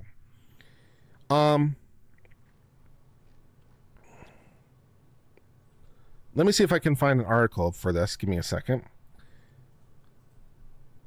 This has to do with college athletes potentially paying, or apologize, schools paying student athletes. So student athletes at schools, at universities, forever have not been paid. And there was a case a couple years ago in which their publicity rights were held to be theirs. The U.S. Supreme Court ruled on this a couple years ago, where it's like their rights to their name are theirs because those exist outside and exist past college, right? So those are things that exist past the college environment. So there's the right to the name.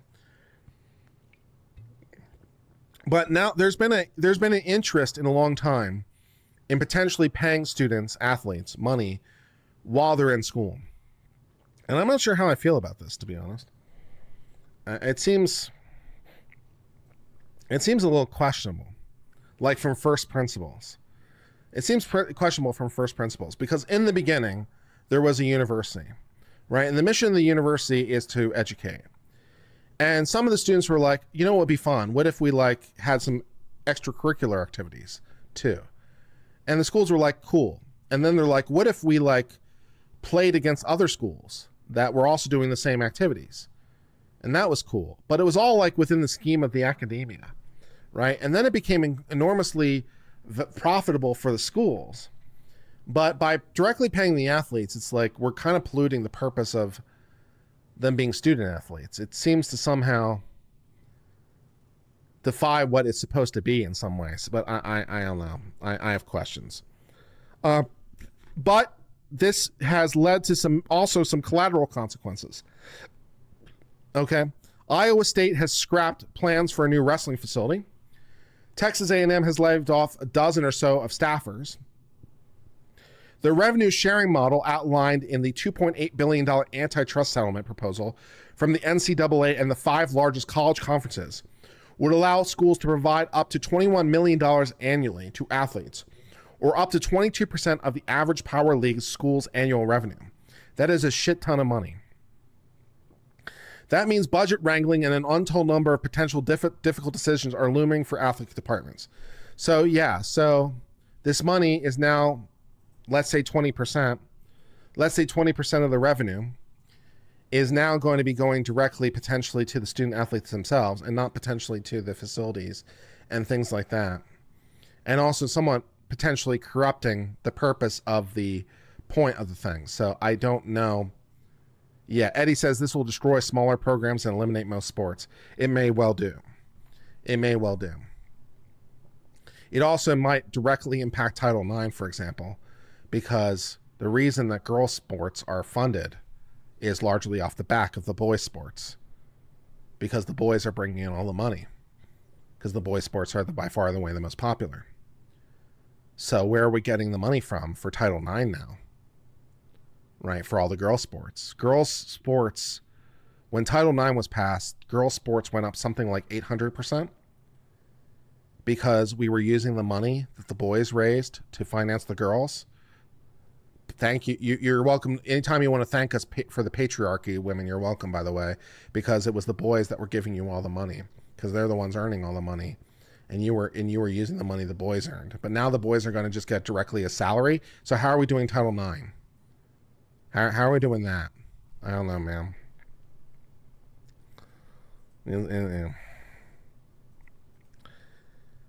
So I have many questions.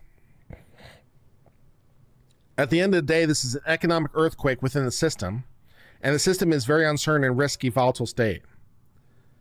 Realignment, the transfer portal, and the explosion in name, image, and likeness compensation, which was from a couple years ago, name, image, and likeness, have already changed virtually everything about college athletics. Settling the antitrust claims over the next decade brings even more upheaval and signals the end of amateur athletics that dates to the NCAA's founding in 1908, when this was just basically a bunch of college people who thought it might be fun to play games against other colleges for the hell of it.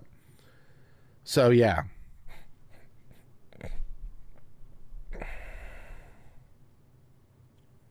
WNBA attendance is up $2,600 per game. Ooh, that's a start, right? Football and baseball powerhouses will still rake in huge annual revenue, but it will now be allocated very differently.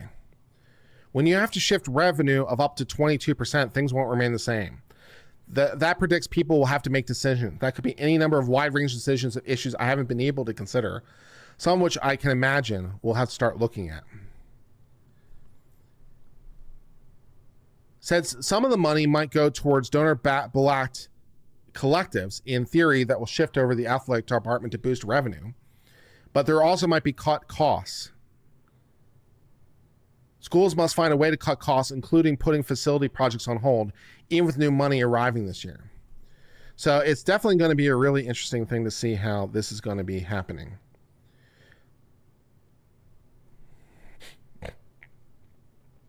The new Texas A&M athletic director has laid off about a dozen staffers.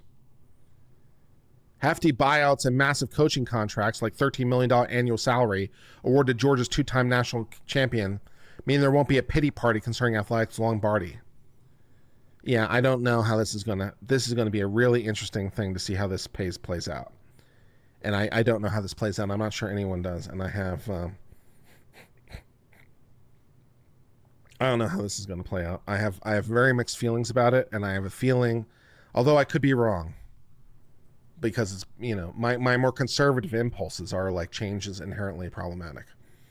And this is a pretty huge change. So I don't know what's going to do. And I don't know what's going to do for colleges. And now that they're directly paying athletes, what it's going to do for the schools and any potential corruption issues when it comes to fixing grades or other things. I mean, it raises a whole host of problems I don't know that anyone knows the answer to. It's scary. What do you guys think about it? Let me read your chats for a while. What do you guys think about this paying student athletes? Some athletes were bypassing and going pro. That's true. Women's sports are ruined already. That's very arguably correct. 1K likes and 1K viewers. That's always good. Glad to have that here. You think it's a bad idea, Hugo? Athletes will just go pro right out of high school and skip college? They might not. But I mean, now the financials are there. They might. It'll be interesting to see how that plays into the. It'll be interesting to see how the pros change, if at all. It'll be interesting to see if the offers from the pros change, because now, there'll be like less disparity. Small universities won't be able to keep good athletes. That's a real problem. It opens up a can of worms. I think that's true. It's been down in the shadows prior to now. It can be done legally. That's a fair point. Although I don't think even down in the shadows it's been done anything like to the amounts we're talking about. So I appreciate that down in the shadows that students might have been getting some kind of compensation, but I think we're talking about a whole nother level. This is a whole new thing. I think it will hurt the product on the field. Transfer portal included. It's killing small conferences. The big conferences will only get bigger. Fair. The school's already fixed grades? Possibly, but this is even increased temptation to do so, right? More money means increased temptations. So if it hasn't already been done, it's a problem.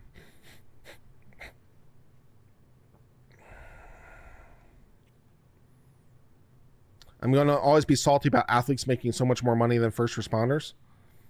Fair. Apparently that's what the market dictates, right? Pro's a big leap from high school. That's true. MSVG3. The rich might get richer. Fair.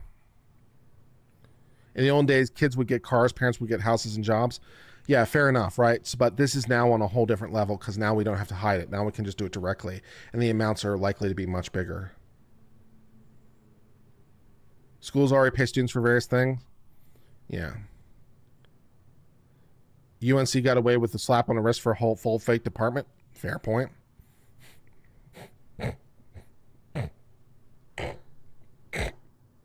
Excuse me. How's it going? It's going pretty well, Sir Frank Otter. It's going pretty well.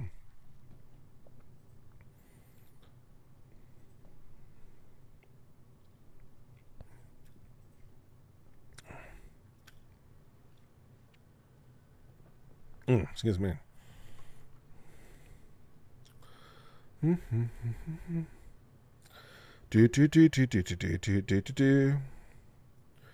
All right, let's see what else we got on the agenda today. Let's see what else we got going on. Oh, the face of Dogecoin died. Aw. That's sad. Aw. Aw. The face of Dogecoin died. Cabuso, the dog that founded the meme for Dogecoin, has died. That's sad.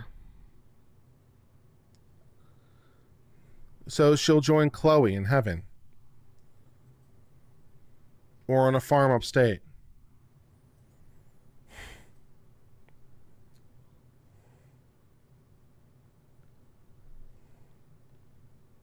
Okay, this is an interesting one.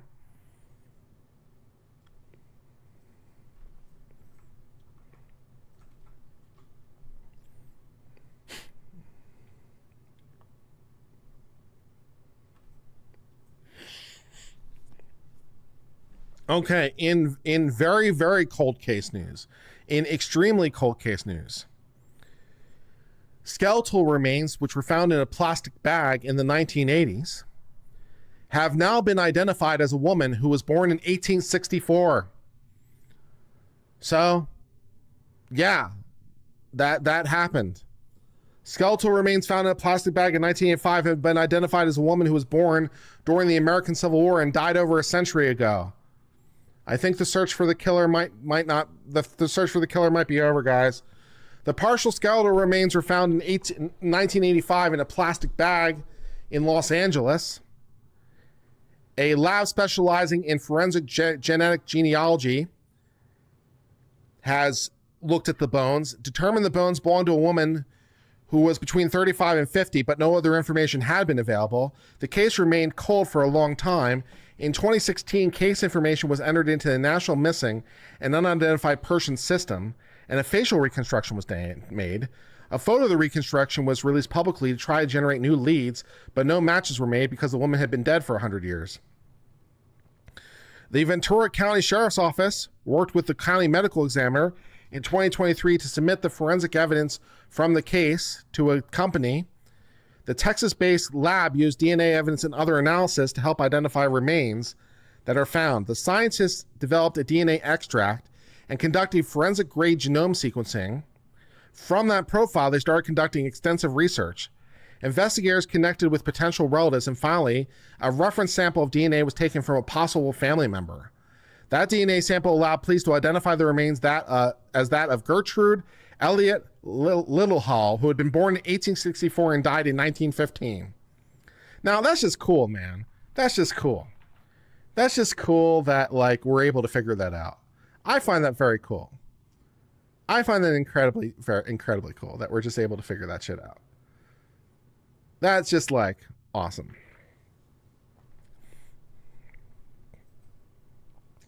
Elliott Littlehall had been buried, but her grave had been robbed.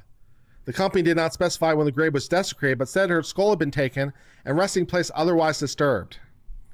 Plastic bags like those Elliott Littlehall's remains were first adopted in the 1960s and 70s. The sheriff's office did not say what they planned to do with the remains. So that's pretty cool. I just think that's a really, really neat story. It makes you wonder if they're ever going to, like, try to identify the rest of the people at the tomb of the unknown soldier. I mean, I've thought about that for a long time because they dug up, was it the Vietnam War, and identified that person, right? So because they had, like, one body at the tomb of the unknown soldier, like, from every major conflict. And didn't they, like, dig up the body of the person from, like, Vietnam and find out who that person was? And you would think, given the technology that's available, you might be able to identify every body that's at the tomb of the unknown soldier, if you're so inclined. So I wonder if they'll ever try to do that. I wonder if they'll try to identify all the soldiers that are at the tomb of the unknown soldier. I don't know. That's just pretty cool.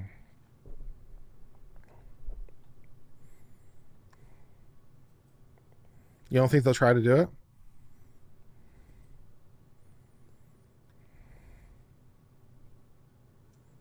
Tomb of the now known soldier. There's more than one soldier. Yes, my memory is that at the tomb of the unknown soldier, there's, like, one soldier from like every major U.S. conflict. I think there were 4 soldiers at the tomb of the unknown. I want to say. I think there was one from World War I, World War II, maybe the Korean War, Vietnam War. Yeah, there was yeah, it was something like that. It's something like that. Blessed in Texas sent you a legal YouTube link short video to discuss now. Okay, cool. Where'd you send it to me? Did you send it to me on Discord? Did you send it to where'd you send it? Did you send it to me on X? I have to go find the video. Let's go find the video. But were they really wars? Sure. Email? Okay, let's check the email.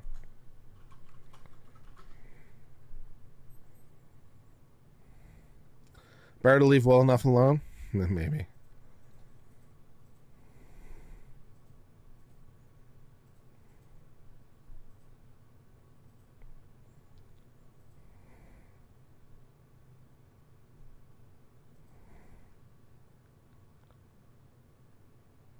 Check out outraged woman demands removal of invasive doorbell on man with a hat YouTube channel. I don't know what that is. Would one of my mods check that out and see if that's something we want to cover? Outraged woman demands removal of invasive doorbell, man with a hat YouTube channel. I mean, I'm not going to pull up a completely unknown link without someone vetting it for me. But if one of my mods wants to check that out, then we can check it out. All right, let's see what else we got.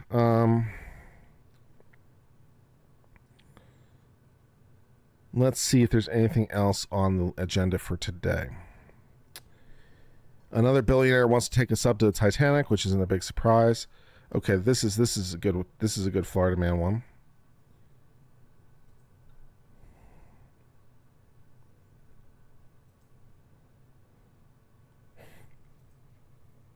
All right.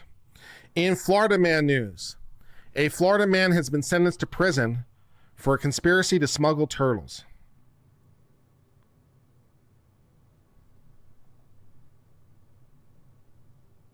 I am not answering that question, good old Archie Gal. You are on your own.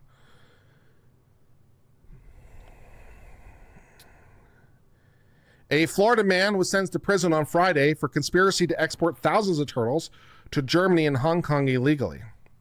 According to the United States Department of Justice, John Curvasol of Florida owned the unregistered Florida business Omni Reptiles. From July 15th to July 21st, he was in the business of allegedly selling and shipping wildlife, including protected species. That sounds pretty illegal. The DOJ said the Curvasols would reportedly capture species of turtles, including 3 striped mud turtles and Florida mud turtles, from the wild and sell them interstate and foreign commerce. He also allegedly falsified documents, saying they were captive bred and not wild caught. That's definitely going to get someone's attention. He had previously pled guilty to 1 count of conspiracy to traffic wildlife and 9 counts of falsifying records in violation of the Lacey Act. Yeah, that sounds like the Lacey Act. Curvasol was sentenced to 1 year and a day in prison, 3 years of supervised release, and ordered to pay $10,000 fine. He was also ordered not to engage in any commercial activity involving wildlife. And that is the end of that story. All right.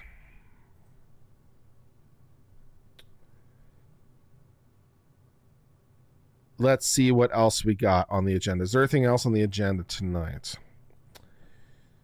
Let's see. We discussed the Supreme Court with the NRA. An attempt to get a new trial. Peterson team asked for new DNA on multiple items. All allowed was on duct tape found on Lacey. I don't know anything about this. Okay. So Scott Peterson wants new DNA.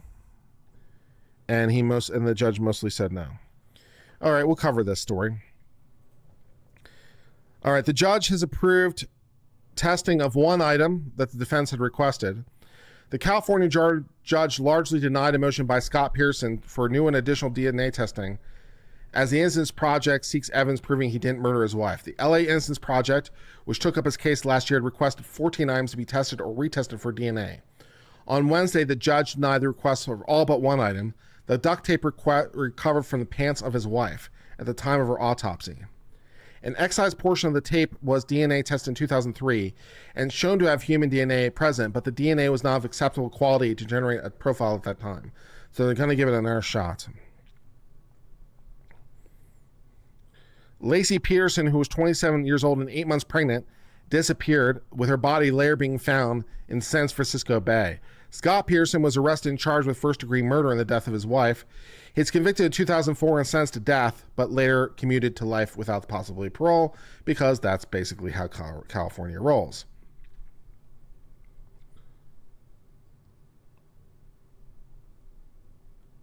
The defendant's argument is that there's a fundamental fairness request that requires testing it. The argument is flawed and legally incorrect, said the prosecutor. Defendant says the prosecution should want to know in an attempt to shame us into agreeing. The people know the truth. We know Scott Peterson is guilty and has been convicted of the murder. Attorneys with the LA Innocence Project have claimed that Scott Peterson's state and federal constitutional rights have been violated, including a claim of actual innocence that's supported by newly discovered evidence, which doesn't really get you very far in federal court. Actual evidence, actual innocence. His attorneys are also seeking dozens of items they say could not locate after reviewing trial files of the counsel after a thorough search. The items include things relating to burglary of the home, and they're also seeking documents from interviews from several witnesses.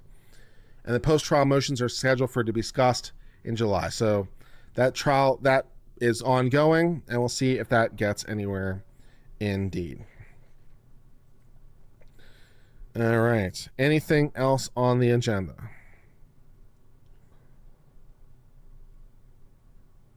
Okay, this is just weird.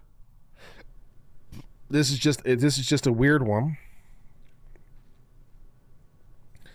In what must be the most passive aggressive act of war, like possibly ever. I mean, if you had to put together a list of like what are the most passive aggressive acts of war you could possibly have, this has got to be close. North Korea has apparently decided to drop trash onto South Korea via balloon. Bombs of trash. I mean, okay. All right. Manure, cigarette butts, scrap of cloth, and waste batteries, and diapers. This week, North Korea floated hundreds of balloons to dump that trash in South Korea. Okay. The powerful sister of the North Korean leader confirmed Wednesday that North Korea sent the balloons in attached trash sacks. They said they were deployed to make good on her country's recent threat to scatter mounds of waste paper and filth into South Korea in response to a leafing campaign. Okay, I mean, that seems whatever. Yeah, Blessed in Texas says, trust me, I'd only send you a safe video. No, I'm not going to trust you or anyone else, and that's not disrespect, but you have to appreciate that I, as a streamer, am not going to pull up something that's been completely unvetted. That sounds like an incredibly stupid thing to do. So, all due respect, no. But thank you anyway. Also, even if it's safe, it just may not be appropriate for what we're trying to do. It just may not be an appropriate video for what we're trying to do. So without it being vetted, there's absolutely zero chance I'm going to bring it up on stream. It's not going to happen. Experts say the ballooning campaign is meant to stroke division in South Korea over its conservative government hardline policy on North Korea. They also say North Korea will likely launch new types of provocation in the coming months to meddle in November's U.S. presidential election. Yeah, anyone who says trust me is instantly suspicious. I know, right? Since Tuesday night, around 260 balloons flown from North Korea have been discovered across South America. There have been no reports of damage. Flying balloons with propaganda leaflets and other items is one of the most common kinds of psychological warfare the two Koreas launch against each other. Other forms of Korean battleship include loudspeaker blaring, setting up giant frontline electronic billboards and signboards, and propaganda radio broadcasts. The North Korean balloon launches are part of a recent series of provocative steps, which includes a spy satellite launch and test firings of short-range missiles. Experts say North Korea's leader will likely dial up tensions ahead of the U.S. election. Maybe he will.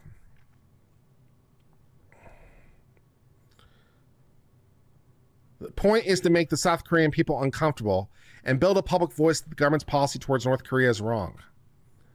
North Korea is extremely sensitive to leaflets that North Korean activists occasionally float on the border via their own balloons, because they carry information about the outside world and criticism of the authoritative rule.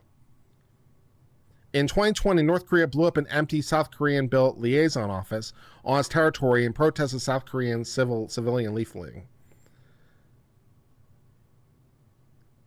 Okay, so that's just a pile of stupid in the tensions.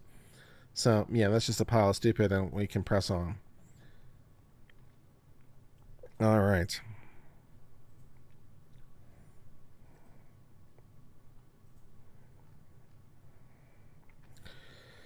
Anything else on the agenda for tonight?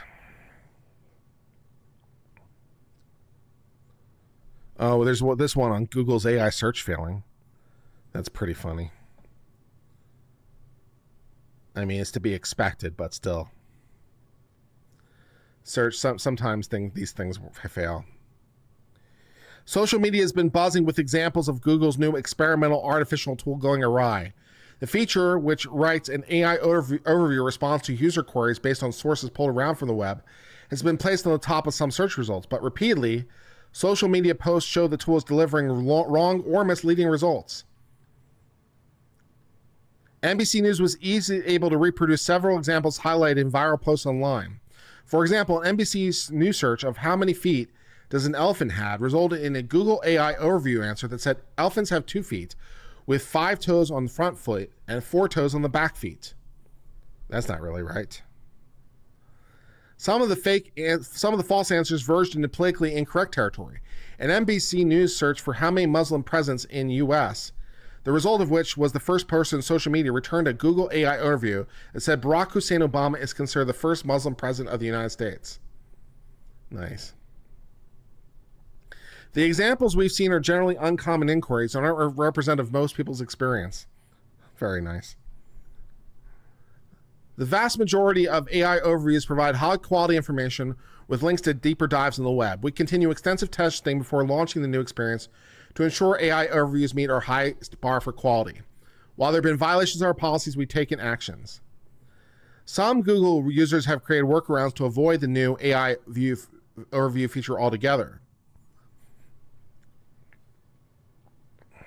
I think people are just generally frustrated with the experience of Google right now, and generally the average person doesn't feel like they have a lot of agency. A Google spokesperson said the company believes users are deliberately attempting to trip up the technology. You think? You think people on the internet might be trying to deliberately trip up the search engine? Really? You don't think so? You just came to that conclusion just now?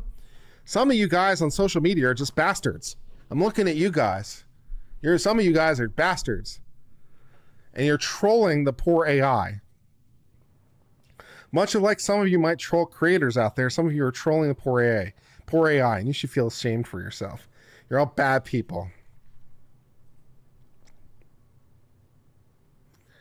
404 Media reported that a Google search query for cheese not sticking to pizza pulled an 11-year-old Reddit comment that jokingly suggested mixing Elmer glue into the sauce. Even though Google has now removed the AI suggestion from search for cheese not suggesting a pizza, the top result is still the Reddit post with comments about the Elmer glue highlighted. Cute.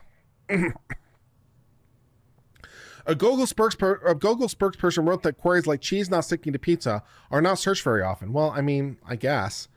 And are only being noticed because of viral posts about wrong answers. The same issue with old Reddit comments also occurred for a search of how to rotate text in MS Paint. The top Google search result viewed by NBC directs the user to a sarcastic Reddit comment that says to press the flubber group key on your keyboard. And then the article writers thought to take the time to write, the key does not exist.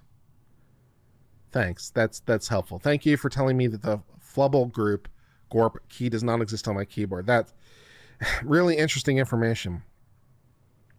Despite Google's assertion the tool is working for most users, mistakes of the AI overview are gaining visibility and hype. Some answers that have been posted online seem to be fake, including a trend that shifted from authentic errors to a new, more meme format. The people on the internet memeing? Don't say. Don't say. All right. I think that about covers it for tonight. 2 hours and 13 minutes. I'm done. I'm done. All right. So we can do final thoughts, if there's any last comments, and wrap this up.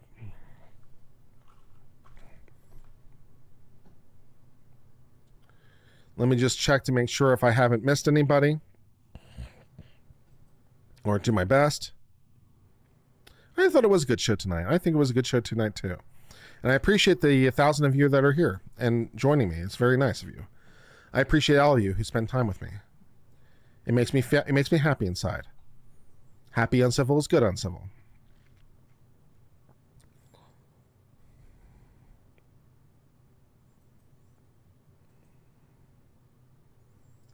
I'm very happy the channel's doing well recently.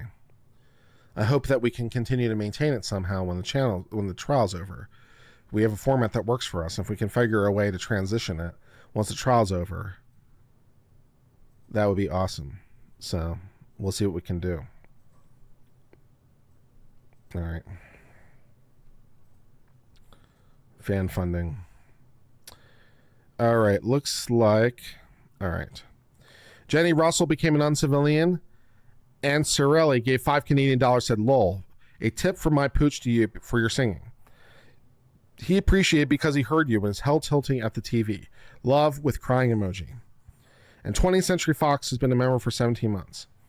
And Entry Required gave 100 SEK to say, Kurt, the news cycle today is insane. I come to you, as always, to hear sanity and excellent legal analysis. Thank you so much, Mr. Entry Required. You are welcome. Thank you very much for your super chat. Jay Wolfenstein, $10, said, when pursuing search warrants against lawyers, do police typically do more homework, a little more thoroughly than, say, the average person who doesn't know their rights? It depends what you mean. If they're searching a lawyer's office, then yes, because the lawyer's office will contain information relating to other clients. So if there is a search warrant that's going to involve a search against a lawyer's office, then yes, those warrants are reviewed with more diligence because of the potential prejudice as it relates to other clients that might be exposed. But if it's just a lawyer generally, then no, not really. Also, the DOJ, as a matter of policy, although not necessarily state prosecutors, but the DOJ as a matter of policy also, and some states for that matter, also are sometimes more cautious when it comes to search warrants against media outlets like newspapers and such. That's also depends on your jurisdiction, but media outlets and doctors' offices, same thing, because it might reveal information on people's medical secrets. Those search warrants tend to be reviewed a little bit more carefully and a little bit more thoroughly. So there are some circumstances in which search warrants definitely get an extra set of eyes because of the exposure of potential secrets. So, but I hope that answers your question. Did Kurt mean privilege rather than prejudice? Probably.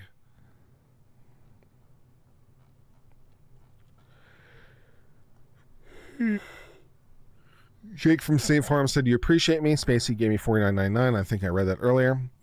And all that. All right.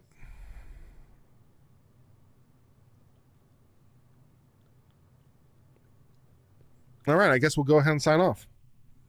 I've been Uncivil Law. Until next time, my friends, I hope all is well.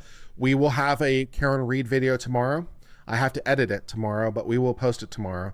And then we're out of Karen Reed stuff because there was only one day of trial. But we did try to drag out the Karen Reed stuff we had. So we dragged it out as much as we could, and we did the best we can. So we will have a Karen Reed video tomorrow. And then probably on Saturday, I'll probably do a deeper dive into like the NRA thing. I might cut that up and make that a story or something. Probably a video on demand rather than a live. Probably cut it up and do a video on demand on the NRA thing and make it like, yeah, a little bit more streamlined. But I think that'll be fun and do a deeper dive like that way. And that will be the end of this week. And then next week, I don't know what we're going to do. Hopefully the court will come back and we'll have some more coverage. That'd be nice. I'm not sure. But until then, I've been Uncivil Law. I hope all is well, my friends. For now, cheers, my friends, and goodbye.